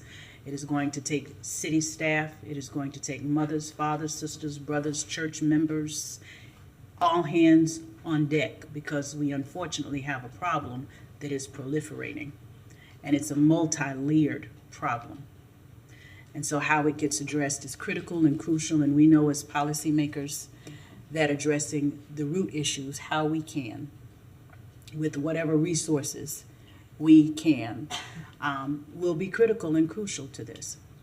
But I am so grateful to everyone in this space who thought it not robbery to be here today. This was probably the longest meeting we've had so far, but it was also important because everybody who came together today to talk about what it is that you are doing over the summer, you will be doing something that is working towards saving a child in one way or the other, providing a level of support for a family, without us even naming it, without us saying, this is this gun violence initiative. Guess what? You're already doing the work. And for that, I am grateful. We'll speak a little more specifically to that issue in the next meeting, as I said, but I really appreciate everyone here at the city. Thank you. It's not lost on me. The challenging times that we are in, we haven't seen any times like this. But I will say, hold on. I will say, hold on. Okay? I'm gonna have to ask you, you know what, I would love to speak with you afterwards, if you don't mind. I got you. Let's do this, if you don't mind, Mr. Shepherd. Let's you and I talk as soon as, okay, because all of us actually have some things that we've gotta get to, and we've kind of had an extended meeting a little bit today beyond, I think, any of our expectation, okay? So at this point, Commissioner Chestnut, any member comment? No, thank you. Okay, all right. I don't have any member comment myself. Our next meeting date is June 12th? Yes. Okay. Monday, June 12th. All right. At 1 p.m. if June that time is 12th, still good. 1 p.m. I hope everybody in here, did I see a question? Oh, did I? I thought we just had it. I'm sorry. I thought. That was specific to the gun violence. Oh, thank you. Thank you very much. Get me back in order. I'm fine with that. No, it's okay. I understand. So I'll be your sole commission member that's here, but let me honor that. Come forward with some general public comment. Thank you very much, Danielle. It's okay. Come on. I thought my mind was, I was in a different plane. It's okay. It's okay. Thank you, Commissioner. My name is Donald Shepherd, People's Representative for Yes, the sir. record. What I was going to talk about, and them talking about, is the words of the students that go to the Riker House. Voices don't get heard. Why they don't get heard? Because they're held against their own will and not being able to speak against Tony Jones and what he has done towards the influences in the Riker House. These students live in my trailer park, Lamplighter Trailer Park, and they had said that Tony Jones has stolen the funds of the Riker House. So I'd like to know, whether this is the truth, or is this these kids pouring out their hearts to me as a people's representative to say, our words mean nothing. If we say something, we get hauled off by the sheriffs and told to keep our mouths shut. I don't know if this is actually happening or not, but for it to come out of their mouth, it has to be, because God don't speak no lie. And for these students to take and say this to me, I was like moved. I've been holding it in, but this here I feel is the right moment. We need to get to an answer of why this here has happened at the Riker House, and why these certain students are saying this, and why our sheriff's department officers are saying it. So where is the truth? Where's this money that he supposedly stolen on public record? It's not. And they say that it's being hidden by our manager. Where is the truth in this? So that's what I had brought to the city commission. I hope these students were listening that go there so that they can hear their voice brought out and heard. All right, thank you very much, Mr. Shepherd. I see So I'd Manager like to Curry, speak who to might. you after me. Okay, yes, sir. I see Manager Curry, who I believe is on her microphone, would like to respond. I'm trying to figure out if I should or shouldn't, but if Mr. Shepherd has something that he feels that he can stand up and make a statement like that to the commission and to the public, then you should go to a law enforcement agency and report it. But please, don't make accusations here about folk when you have no fact to back. This is no accusation. When it came out of those students' mouths, Mr. Shepherd, it was a fact. I got you. Mr. Shepherd, let's do this, if you don't mind. In the interest of order, thank you very much for the comments that you made. This I want to is make what sure. I'm talking about. I This understand. gets the same as those students were taken and out of the Riker House and put into a van and took up into the countryside and then talked to by the Let's do this, Mr. officers. Shepherd. Like So the they- city manager suggested, This is if why you have our reason to community's believe the way that there it was is. some wrongdoing, please make sure that you report it. Please do that. We did wonder, I wanted to make sure that I took the opportunity to hear you, because that is your right. You have the right to be heard, absolutely. And it's not But if there is, getting heard. if there's something that happened that was wrong, please make sure that you report that, okay? Okay. Yes, sir. All right, thank you. Thank you very much. Okay. Okay. My name's Danielle, and I'm a community organizer. I wear many hats. So I'm going to try to put on the hat as I speak. So I am the North Florida Regional Organizer for the Florida Immigrant Coalition. That's my paid full-time job. I'm not like paid by George Soros to rah, rah, rah all day. I actually work. And I'm also on the board of the Human Rights Coalition of Alachua County. And before I actually entered, okay, let me run this back. If you're not familiar, this past legislative session, which just ended on Friday, there was a very serious attack on our immigrant community that, there's attack on all communities, but, I'm speaking about the attacks on the immigrant community. And because it's the Public Safety Committee, I just wanted to bring up this legislation because I want to invite the members of this committee to get familiar with the legislation. I can send out one-pagers to everybody. But also, as we keep our community safe in this aspect, language access is public safety. As our communities are under attack, if they understand how to access government services, that is public safety. And so just an ask from Flick, from the Jenny, which I'm on the steering committee of, and HRC, is just there's some commitments that haven't 100% been followed through on, especially when it comes to language access and signage and other things. And so just kind of want to ask the committee to kind of urge the commission, DEI, whoever needs to do that, to kind of follow through on those commitments, because our community is under attack, and that is like one of the best ways that you can support the community. We've been waiting a long time and deadlines haven't been met. And as I came into this meeting, I was finishing up a admittedly underwhelming meeting with the mayor in which we asked questions about progress, and the only answer we got was, I don't know. So I just want to bring that up. I brought this up already to the nice woman back there, I think Ms. Sherry, about acceptable forms of identification just for some of the programs in the city. And I just want to remind the city as well that the city accepts community IDs. And so when it comes for identification and proof of age, that should be a listed document on city things, is that we accept community IDs for any of that stuff. On gun violence, I just wanted to say I heard Ms. Yvette talk about the summit and collaborating. I would just like to see collaboration with community orgs and putting together that summit. Like I mentioned earlier, there's nobody really working exclusively on gun violence, but there's a lot of people who care. And I'd also like to see experts being brought in from other cities. I've mentioned to you, Commissioner Duncan Walker, about the EBAC movement out of Jacksonville, which is phenomenal and has presented to Harvard. I'm a part of the Alliance for Safety and Justice and launching a chapter of Crime Survivors for Safety and Justice that specifically works with people who are survivors of gun violence in 7 different states. And I went lobbying with them this year in Tallahassee. And I'm almost out of time, but I'm going to say this one more time. Also, when it comes to canines, I just want to say the community meetings that were scheduled were a little bit underwhelming. I'm hearing about listening sessions, and I just felt like the police department was talking at people, and I would like to maybe see the city maybe try to reapproach this maybe from a listening session standpoint and hear the community, because I didn't see that happening.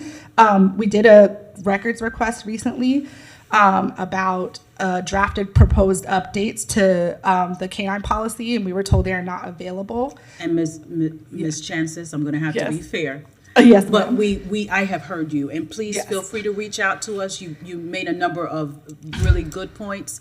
Please, if you would like to put those, in an email, make sure we get them, and we will follow up on those. Yes. Okay. I just want to clarify too, after I moved on from the immigration points, I wasn't wearing my work hat anymore. I was just wearing my organizer hat. Thank you very much. Yeah, for my organization. Thank you.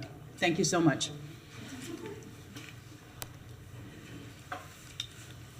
Well, I'm going to put on my urban planner hat. I worked hard for that degree, so I want to speak about the changes to the traffic flow on 8th Avenue between Main Street and 6th Street. I want to suggest that you should have, instead of having a bike lane and a buffer along both sides of the street, and therefore cutting both sides down to one lane, that you could maintain the 2 westbound lanes. And that's the importance, not to get a new point of congestion and traffic slowdown. You can put a 2-way bike lane along the south side, that is the eastbound side of the street. Bicyclists can observe a center line just as well as motorists can. So you use a 2-way bike lane that is about 1.6 to 1.7 times the width of a single bike lane, with a little center line down the middle of it and 1 buffer element. And that way you'll be able to maintain 2 lanes on the westbound or north side of that strip of Northwest 8th Avenue, and only narrow the eastbound or south side of the street. And that's gonna keep that from becoming as hazardous of a traffic snarl as it will be if you narrow both sides to one lane. Colleen, did you say Northwest 8th Avenue and? It's Northwest 8th Avenue between Main Street and 6th Street. They're talking about putting a bike lane and a buffer element on both sides of the street, and you lose a full lane of traffic on both sides. That is, 8th Avenue will become one lane each way, all the way from Newberry Road out to Waldo, out to the end, through into Duval. And that one area of multiple lanes from Main Street to 6th Street allows traffic to kind of settle out and let some people pass. And then there's the right turn lane at 6th Street. So that's an important place where traffic gets sane again after being bottled up one lane each way everywhere else. Thank you very much. Thank you for that. Okay. You were looking into that, Madam Curry? Okay. Thank you so much, Colleen. Madam Curry has heard that. She'll look into that, okay? All right, is that it for general comment? Wonderful. We have had member comment. We know that our next meeting date is June 12th. Hope to see you all there. Thank you very much. This meeting is adjourned.